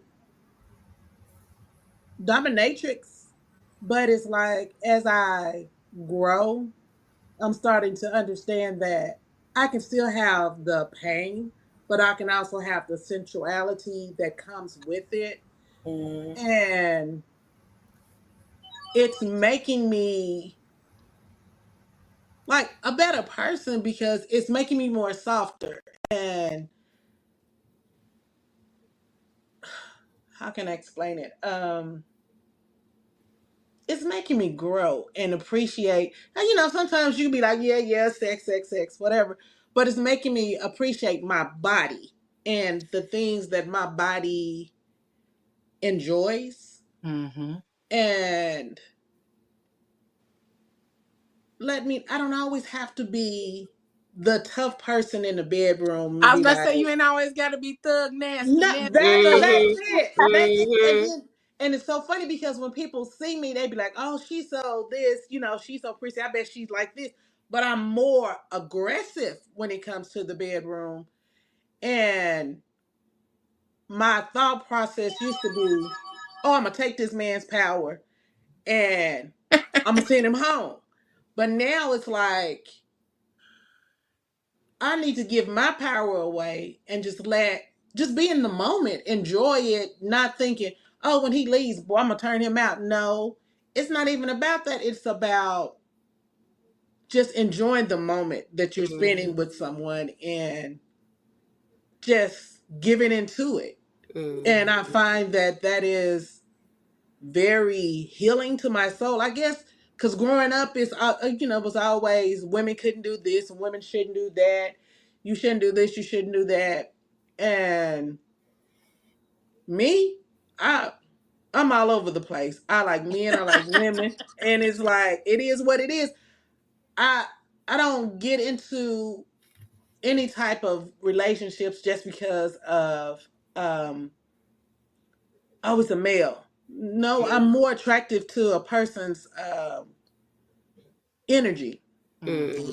And so, yeah, you may see me with a girl, you may see me with a man. I don't care. I used to be like, oh, I'm gonna hide this, I'm gonna hide that. I don't care anymore. I'm 54 years old, baby. I'm finna enjoy my life, and it's about growth. So, yeah, I get Leo where you say, how people be like, oh, what they're gonna think about this and what they're gonna think about that. Because growing up, my family was like, oh, if you're with a female, that is so shameful.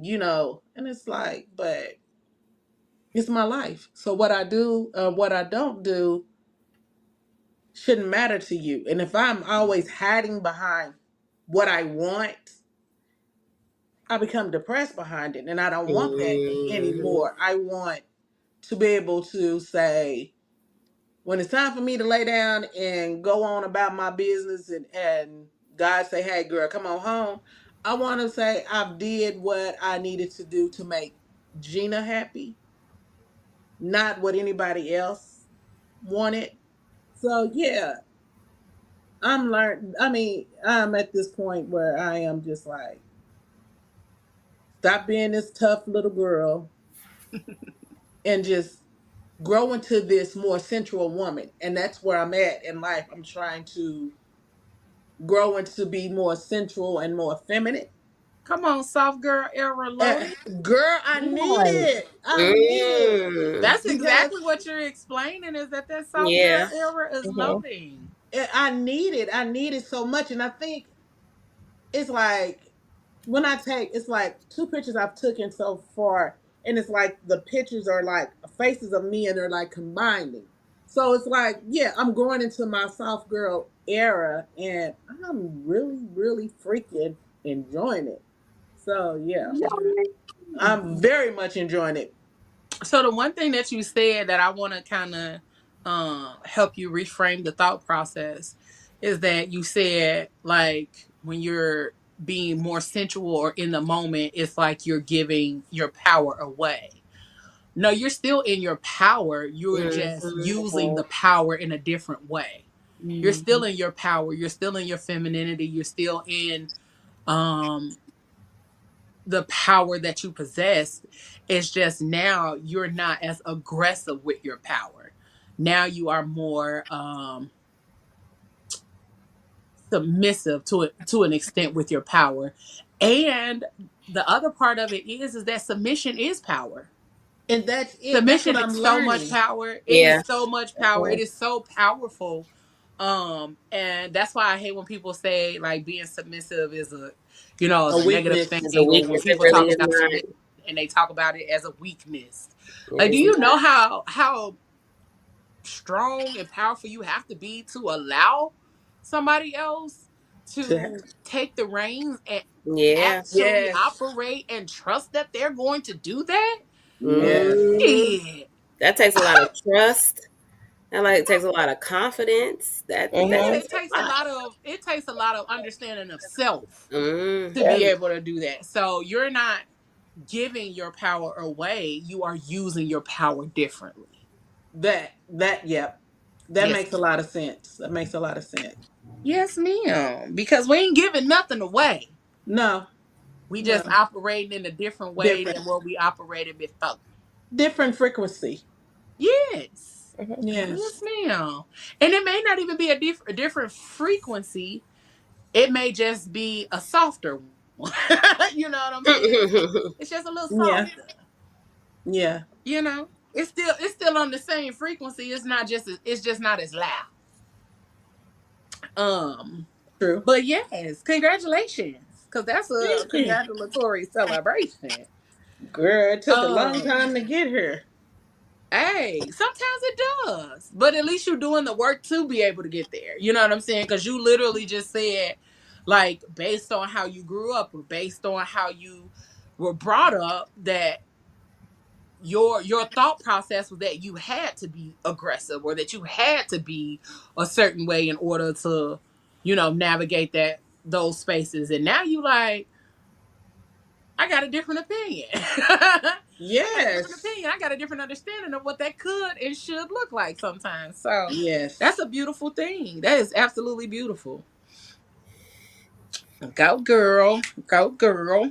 Go I love girl. that for you. Thank Um, you.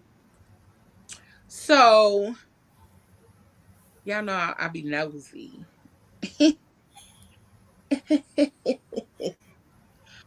But oh, these two good questions. Let me see. Um, okay, I'm gonna talk about this. Can we talk about the myths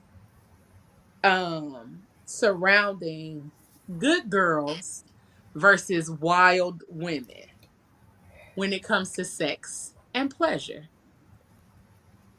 Yeah, let's talk about it. Yeah. What you want to know? Um, so one of the things that I thought about when I was reading this, like reading through the description and notes and stuff, my thought was I've been both. I've been both. I've been on both sides of it because um or I've been the quote unquote good girl because when I first started exploring things sexually and things like that, it was like it's just certain shit I wasn't gonna do. Girl. Mm-hmm. Mm-hmm. It was Mhm. certain shit that good girls don't do that. Mm-hmm. Mm-hmm. Mhm. But Yeah. you be missing out on some stuff. Listen, Yeah. okay. And then the older I got, the more I realized no, good girls do that. And They they just do don't Good talk girls about just it. do it. it and they do it discreetly. Yeah, they just don't Yes. talk about it. Good girls do it and they do it in a way where it's not everybody's business. Real. Mm-hmm. Wild women do it and don't give a fuck who know. To Mhm. me, True. that's the difference. True. Yeah. Um, and I think there's a middle lane though. You know what I'm saying? It's a middle lane to that. Good girl versus wild woman. It's I don't know what to call it, but it's a Balance. middle lane. But what is the middle lane?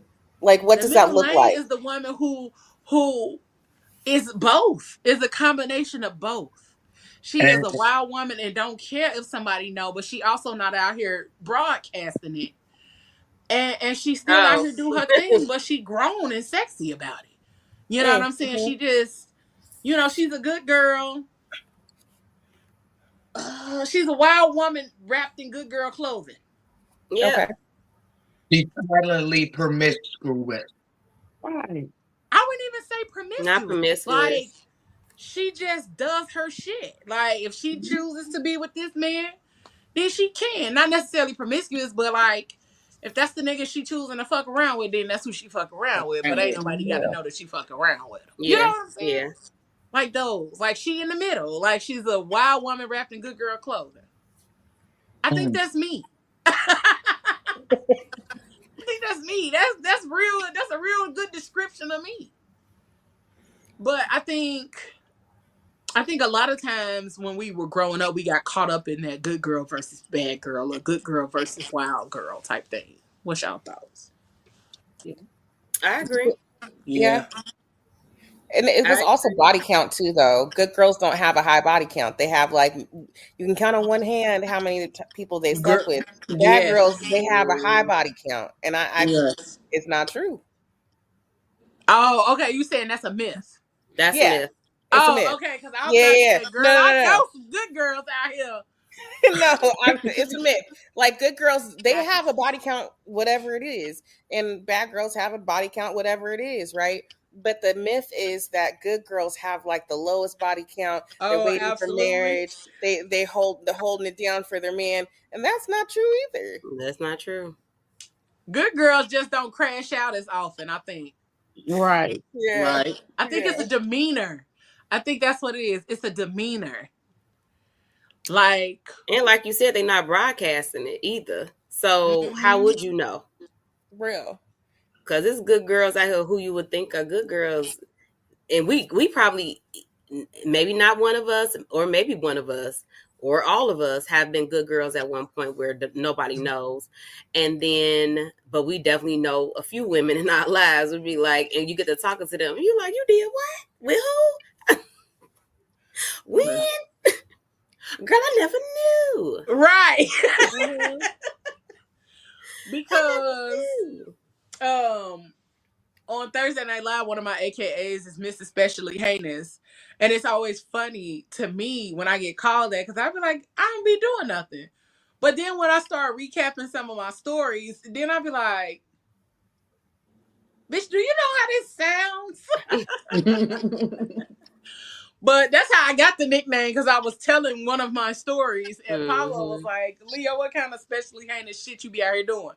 So that's how I got the nickname Miss Especially Heinous. I'll tell y'all the story at the end of the Yeah, show. tell us later, girl. Yeah, at the end of the show. I do feel like there is this whole good girl, bad girl narrative, and the good girl ultimately seems like the one you want to marry, right? Or Mm-hmm. Mm-hmm. the go to, because ultimately you feel like, well, I ain't gonna say you. Ultimately, the normalcy of it is a good girl. You could teach her, you can show her, you can guide her, You can groom and her.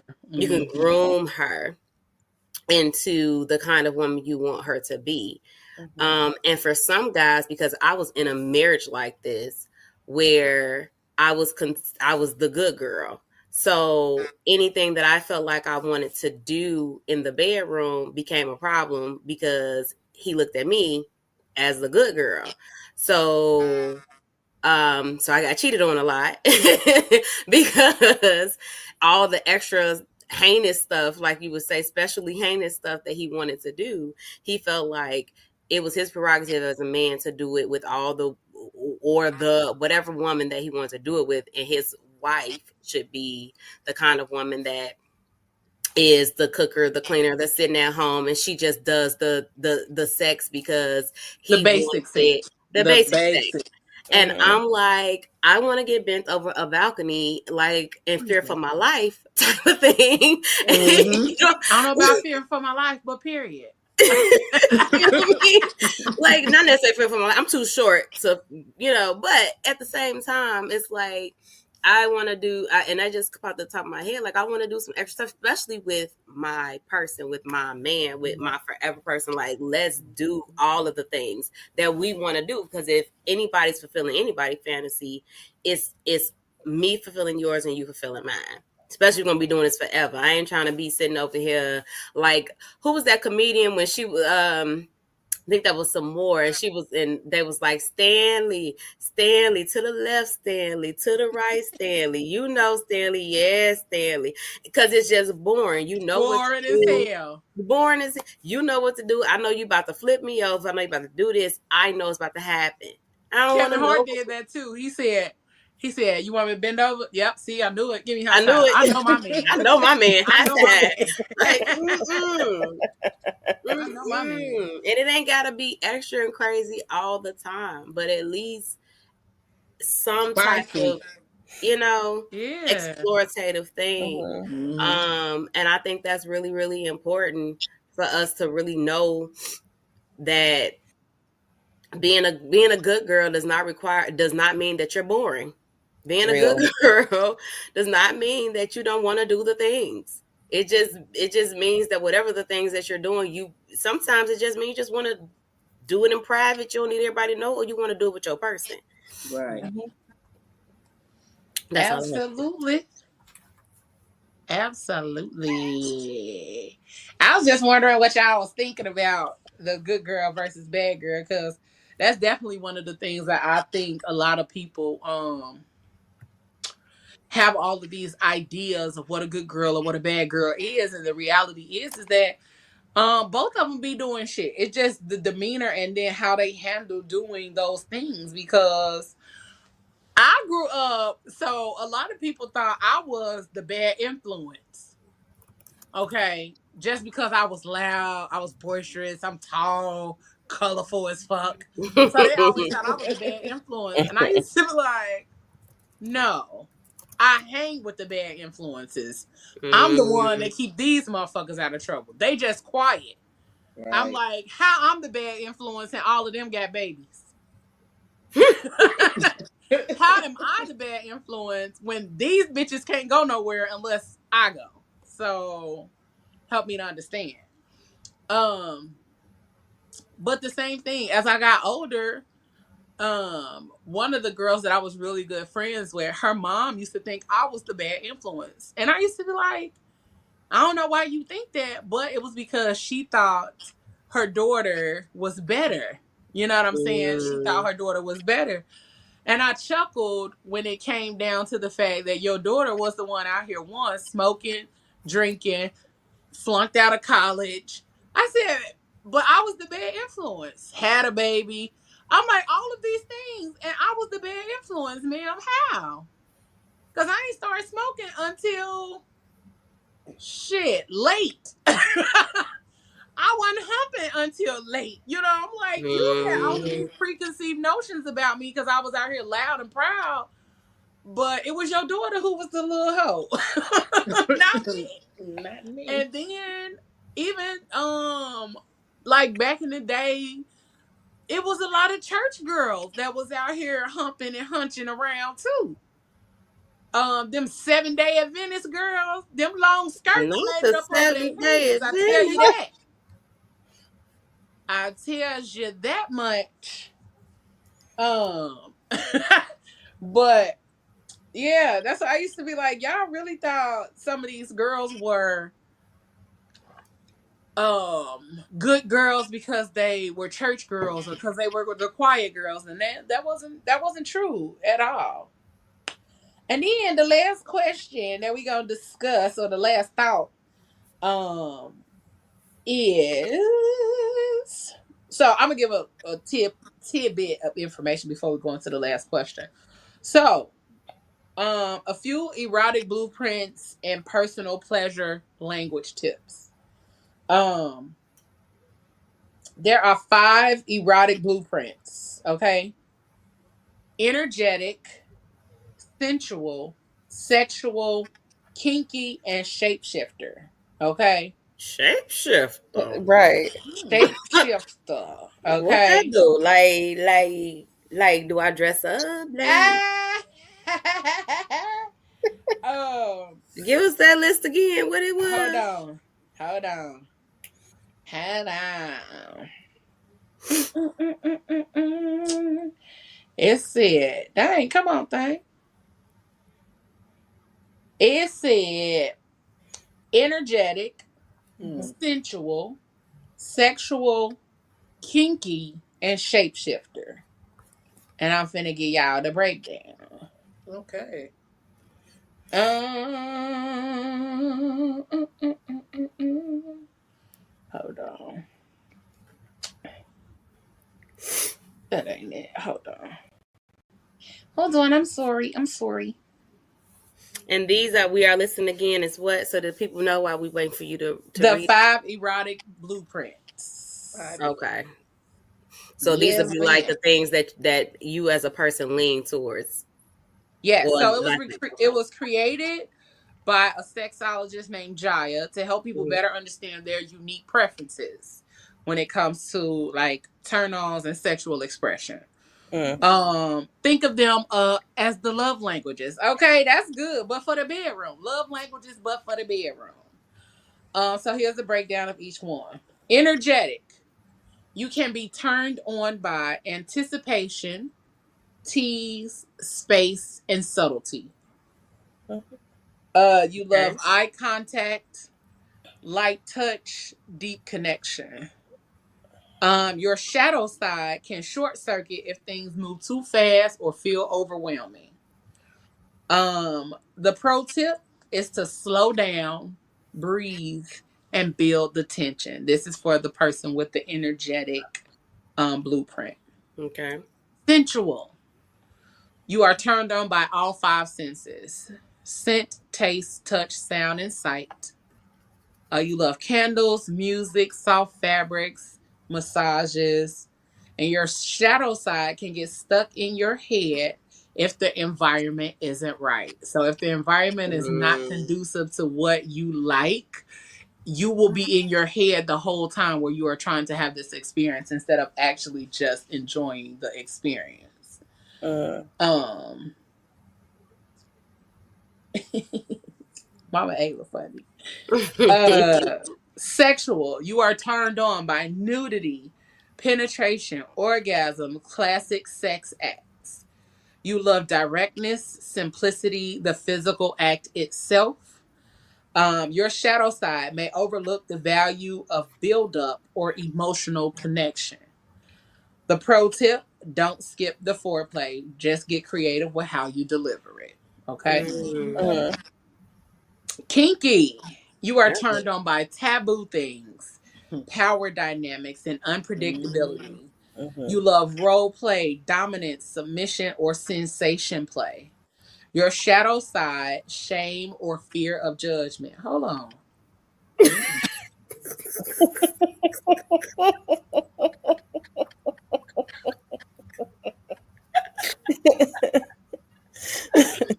Because Now, I'm like, wait, what? now you over here like, am I describing But look, I read that one and the pro tip at the same time. The pro tip: communication and trust are key. Explore within safe, consensual boundaries. I literally just said that earlier, so I might be kinky. A shapeshifter. Oh no, I might be a shapeshifter. A shapeshifter is turned on by all of the above. Variety is the spice of life. Mm. Loves being fluent in every blueprint and craving depths in all areas. Your shadow side can feel misunderstood or insatiable. Pro tip: balance and patience. Communicate your diverse needs clearly. That's good. me? I like Each it. person usually has a primary blueprint, which is your strongest turn on, and may have secondary or shadow blueprints. Learning yours and your partners can lead to to a more fulfilling sex life and deeper intimacy. That's good. Mm. Mhm. Okay, I'm gonna share this because this is good. This some good shit. I love when we be having when we discover shit. When we be out here having these conversations and we discover some shit about ourselves, it'd be like, oh, hold on. Like Because I what? didn't know. I didn't know what I think I knew about me. Okay? I My, didn't know what I thought I my knew, but now favorite I thing know to some say. I more. never knew. Listen, now I know some more. I don't need to know no more because some of this shit I've been learning is a lot. Man. And you gotta Oh. process, right? You gotta You process gotta take those baby shit. Listen, steps. listen, so much. But my last question was it's a two-part question. Okay. Mhm.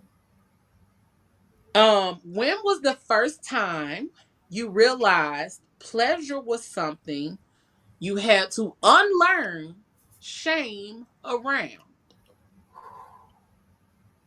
Oh, that's a good question. Whew. And then what Hold does it on, girl. Hold mean on. to Hold on. prioritize your own pleasure first without reverting back to that shame? Mm. Mm. Mm.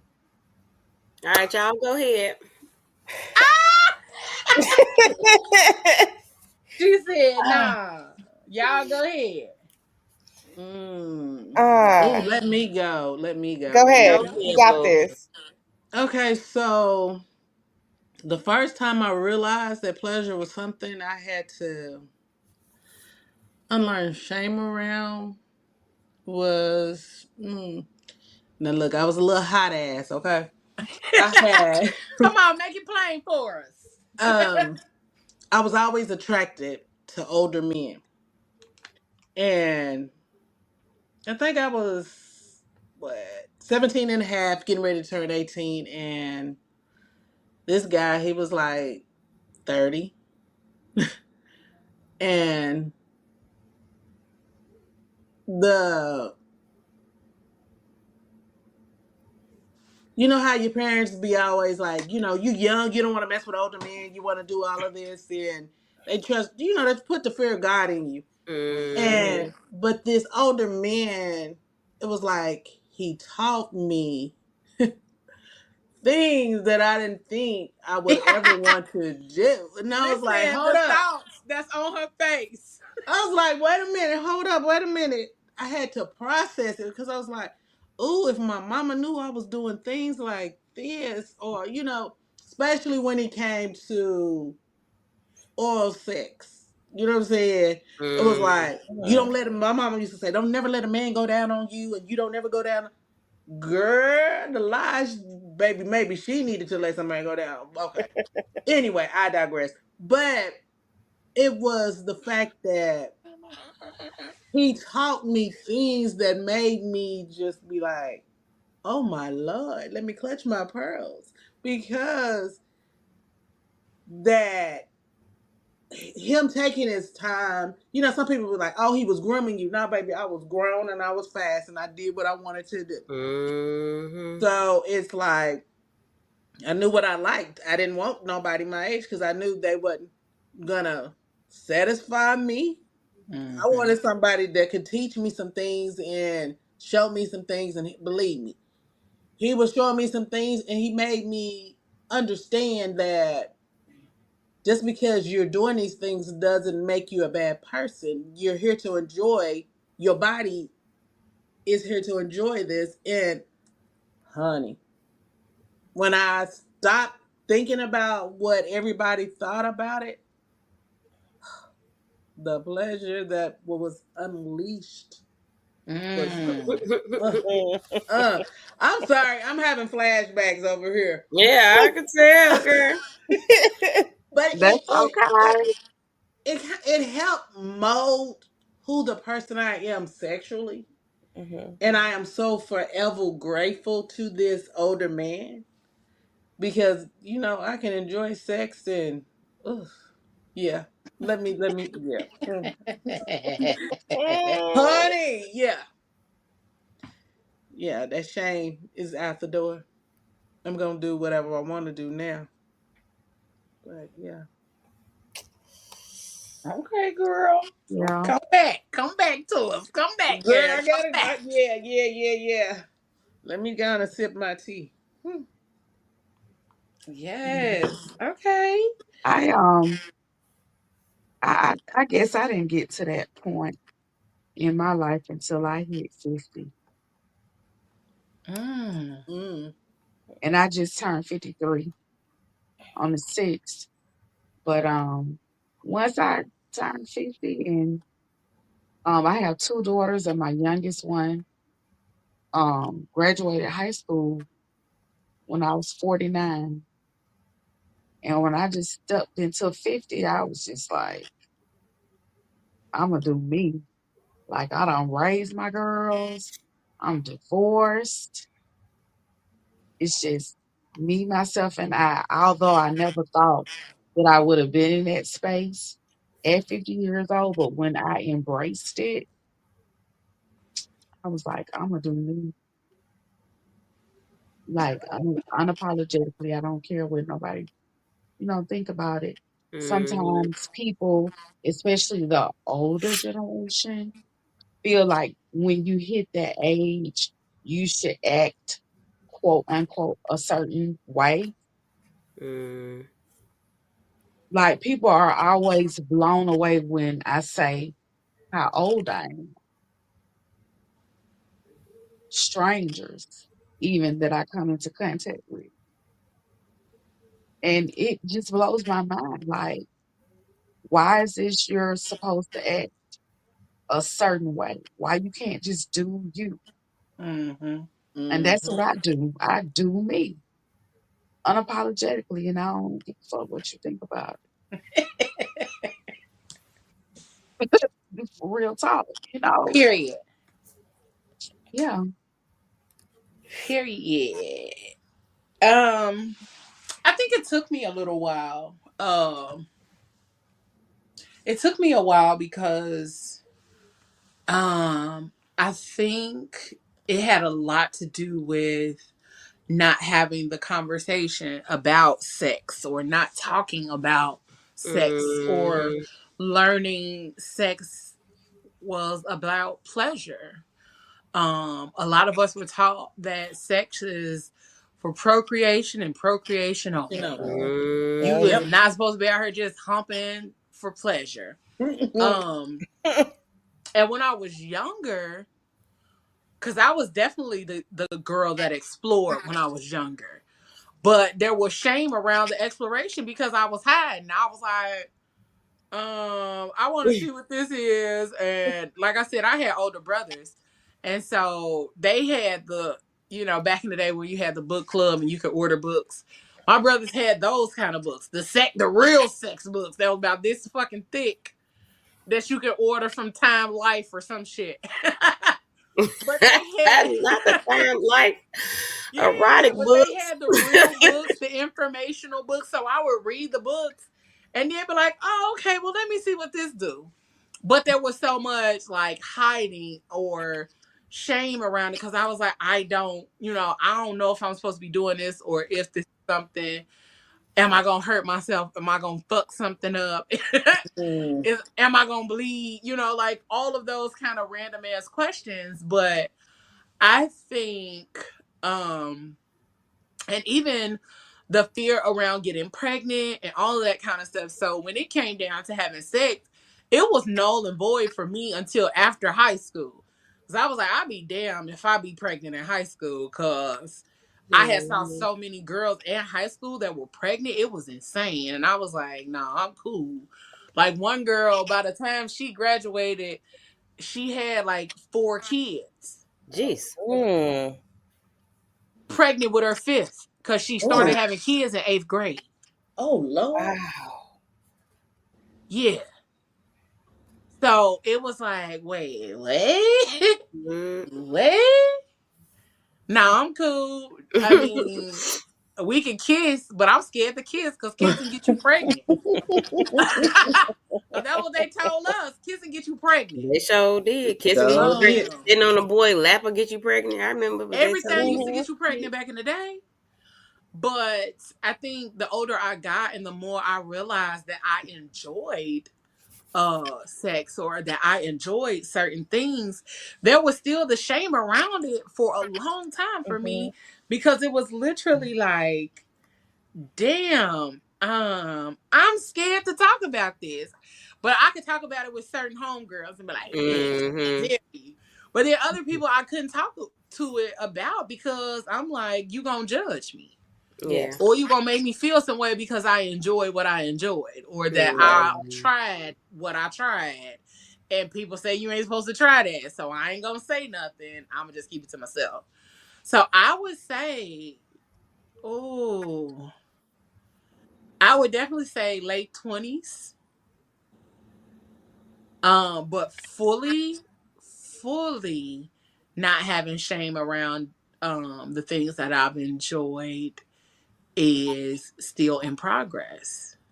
It's still in progress. Mm-hmm. I think I've been able to shed a good portion of it as I've gotten older, Mm-hmm. but fully not having shame in the things that I enjoy has kind of like tapered off within the last 4 to 5 years. Mm-hmm. And that's because like one, it's because I've learned to like truly not live within the parameters of somebody else's expectations of me, because that's not my business. Mm-hmm. Two, being in therapy and being able to talk through some of the things. And then three, just really giving myself the permission to be who I'm choosing to be without anybody else's mouth on me or brain thought Mhm. patterns blocking me from doing so. Um, so yeah, it's been a bit of a journey. I'm still getting there, but um, it's been fun. It's been fun getting to the point where I don't care about discussing my things. And I Yeah. think I absolutely know that this podcast had a lot to do with that, because you can't do stuff like this and think you're going to not tell your business or tell your truth. Hmm. And I love the fact that we're able to come on here and talk about these things in a way that is not where it's not vulgar, or we not on here just, you know, I don't know. I think some podcasts really just stick to the vulgarity of it all, when we can really just have the conversation about it. Like, Right. it doesn't always have to be vulgar. I don't care if Hmm. we do get vulgar, but but Because we we didn't really have our do have day. really great conversations about some of the things that a lot of people aren't given the platform or the space to do so. Right. So I know for a fact that having this podcast and doing this has allowed for me to not be as shamed or live in the space of shame and guilt, um when it comes to the things that I enjoy. Cause sex is supposed to be pleasurable. And a lot of us weren't taught that. And then what was the other part of my question? What it means to prioritize your own pleasure first without guilt.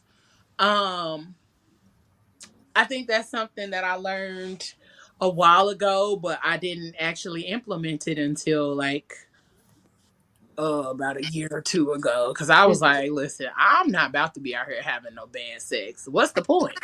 Hmm. What's the point? What's the point in Hmm. having bad sex? What's the point in you hunching on me for this amount of time and I'm not pleased? So Which, unfortunately, is the it's story more of often than a not. lot of women. Hmm. Yeah.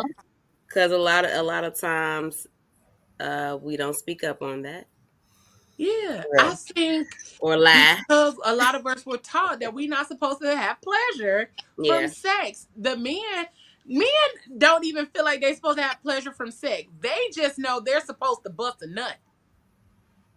But they don't even have the thought process to understand that they're supposed to enjoy the before the nut. So, Yeah. fun fact. Fun fact. Grandma, don't be mad at me. God rest her soul. So, me and my grandmother had this conversation because she would say, like, well, what's an orgasm? Sex is for procreation, blah, blah, blah, blah. Now, let me tell y'all something, right? I felt in that moment, and me and my granny was going back and forth because I'm like, Grandma, you forgot that I lived with you. There is no way in the world that at your big age of 50 something and you didn't been through menopause and all that other stuff that you were at the Cyprus procreating, and that's what you think that it's all about. On top of that, I've lived with you, ma'am. I saw all of the erotic books, the Kama Sutra books, and all of that. So don't, but I know that the conversation was for me because she's like, well, me getting pregnant or me having kids at early age and blah, blah, blah, blah. But by that time, I was probably in my 20s when we were having that conversation. So, but I think it was one of those things because of her age and because of, like we say, it's something that's passed down from generation to generation, is having these conversations. And especially the older people, especially our elders, they deem it as they try to teach this part of it where it's like, well, no, sex is for this and da da da da da. And they're secretly doing the things. Hmm. So I'm like, ma'am, you can't tell me that because I know you.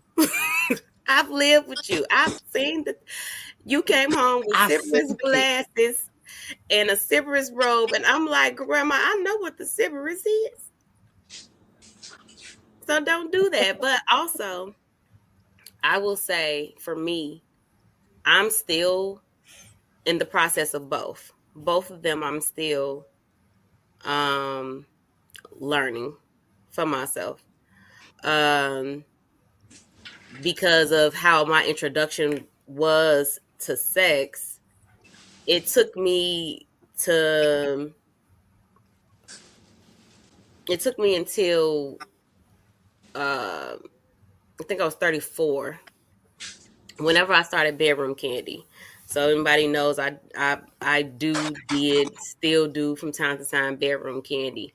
And when I became a sexual health consultant, I started to really kind of look at myself in the process because I'm like, um how can I be able to teach women about self pleasure, pleasure in relationships, sexual health, and sexual wellness if I'm still dealing with the trauma around Mm. my sexual liberation or understanding of what it is for me, and even being able to experience pleasure myself.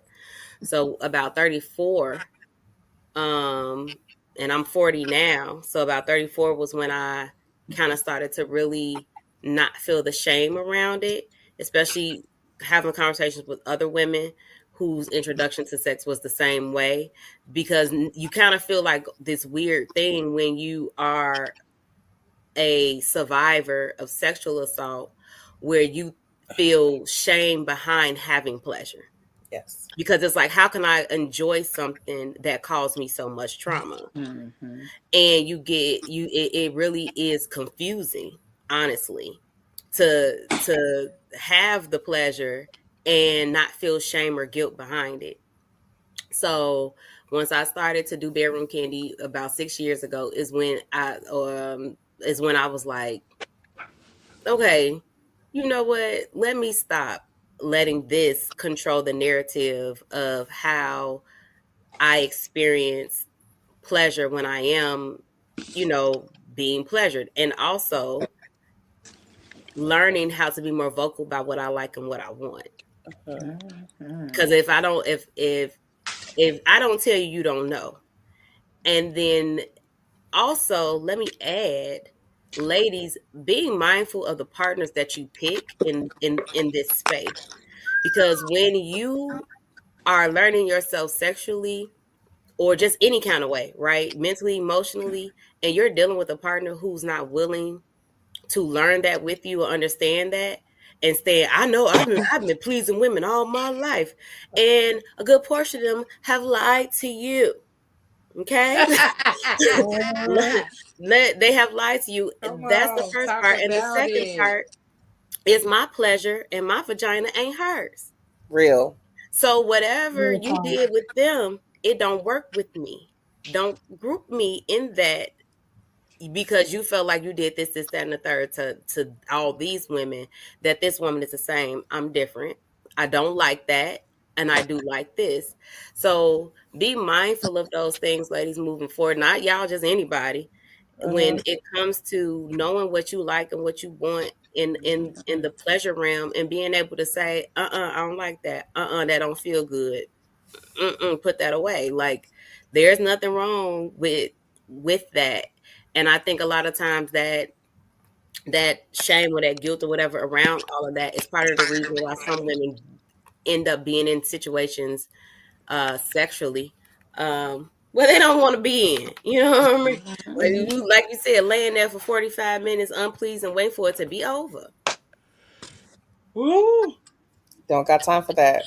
Mm-mm. No. Waste of time. And the crazy thing is, For for real. women, we our ability to have orgasms are sick, not sick in a bad way, but they're insane how much we can get an orgasm from the top of our head to the bottom. Mm. Mhm. Our entire body is is a sensory overload of ways that we can experience pleasure. Men too, but ours is more. Yes. Ours is way more.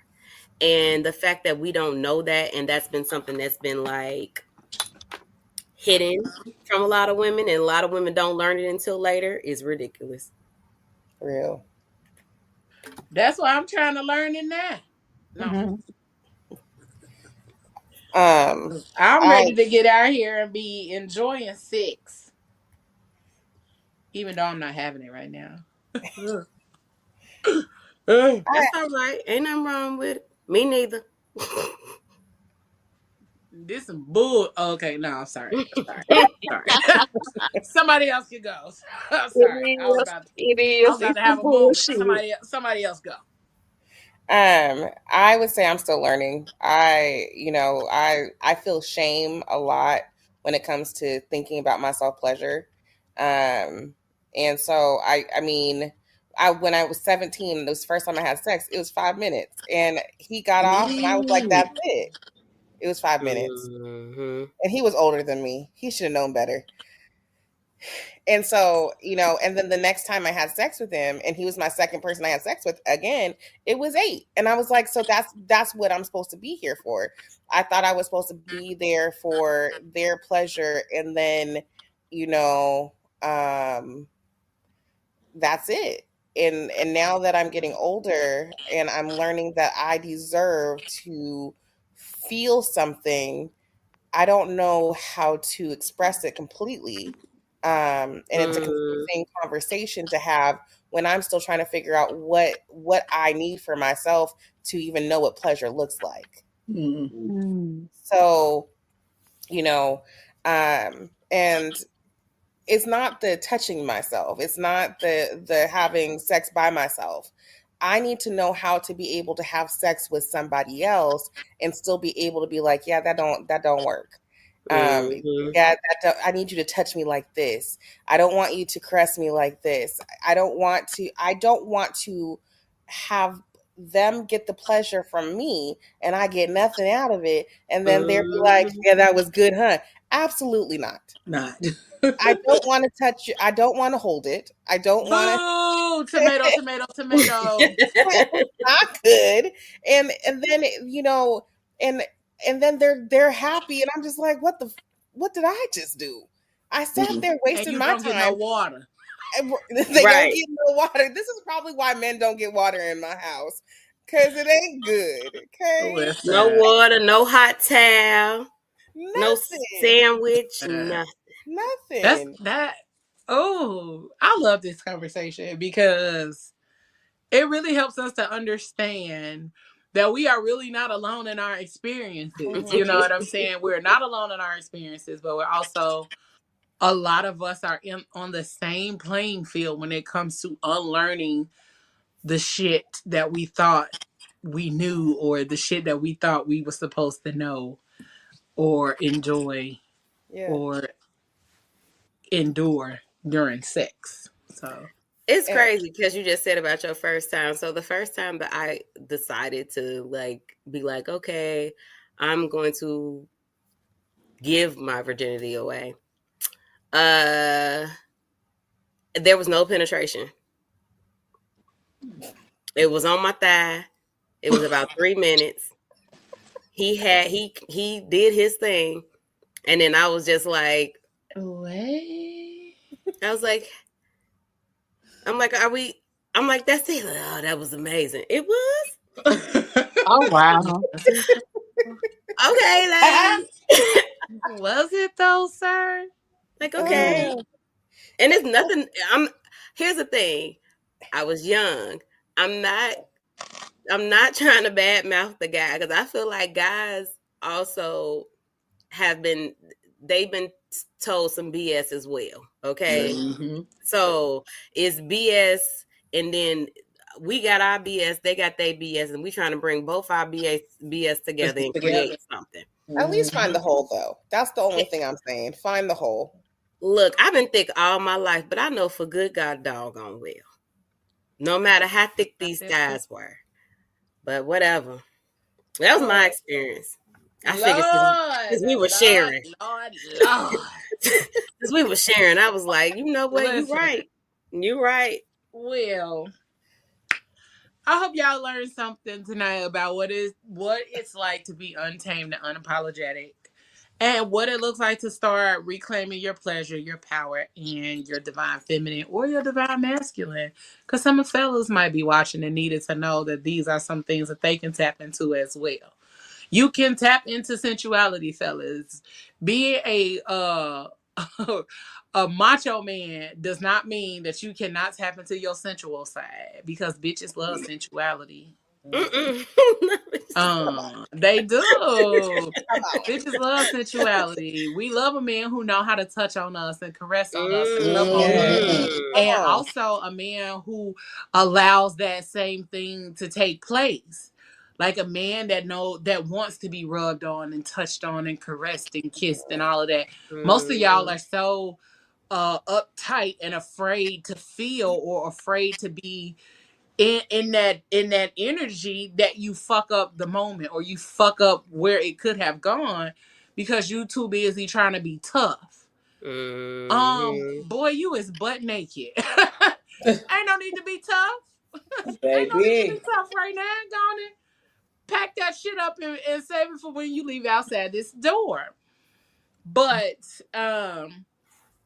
we will we are working on being able to bring a lot of the conversational pieces from both podcasts to our social media. So not just clips and things like that, but also the information that you guys that we talk about in the shows, like the erotic blueprint. So we are working on being able to put those things out for you guys, so that way you can look into it, look it up, and even the article that I talked about with old girl Whitney, just being able to share those things with you all, so that way you all don't have to like rewind through this whole thing again and again and again, but you can. Um but so that you all can tap in, gain an understanding, and really get from these conversations what you need from it, because it really is important for you to embrace who you are sexually, stop living with shame around your pleasure ideas, thoughts, and desires, and truly like step into who you are or what you like. A whole lot of what? Hey, what you like? Okay, what you Me on the like? Me what? on the what? Oh yeah, me and Okay, Leo will jump into a I sure song will. break in Y'all 2 seconds. will learn. If y'all new here, y'all will learn that I will jump into a song break soon as I get the thought process. Okay. Yeah. But we definitely are getting the information to you guys. We are stepping into a new era with PGC and PGC After Dark, and really revamping and doing some things, because we want y'all to have the information, but we also want you guys to be able to tap back in with us, learn something new, learn something different, and evolve and grow in different ways, because that's what life is about. Not staying in the same old funky, fucked up ass energy, feelings, or emotions, okay? Because if you sit in shit for too long, you start to smell like it. So we don't want that. So we hope that y'all had an amazing time with us tonight, because we had one with y'all, okay? We had an amazing time with y'all. We definitely enjoyed the conversation.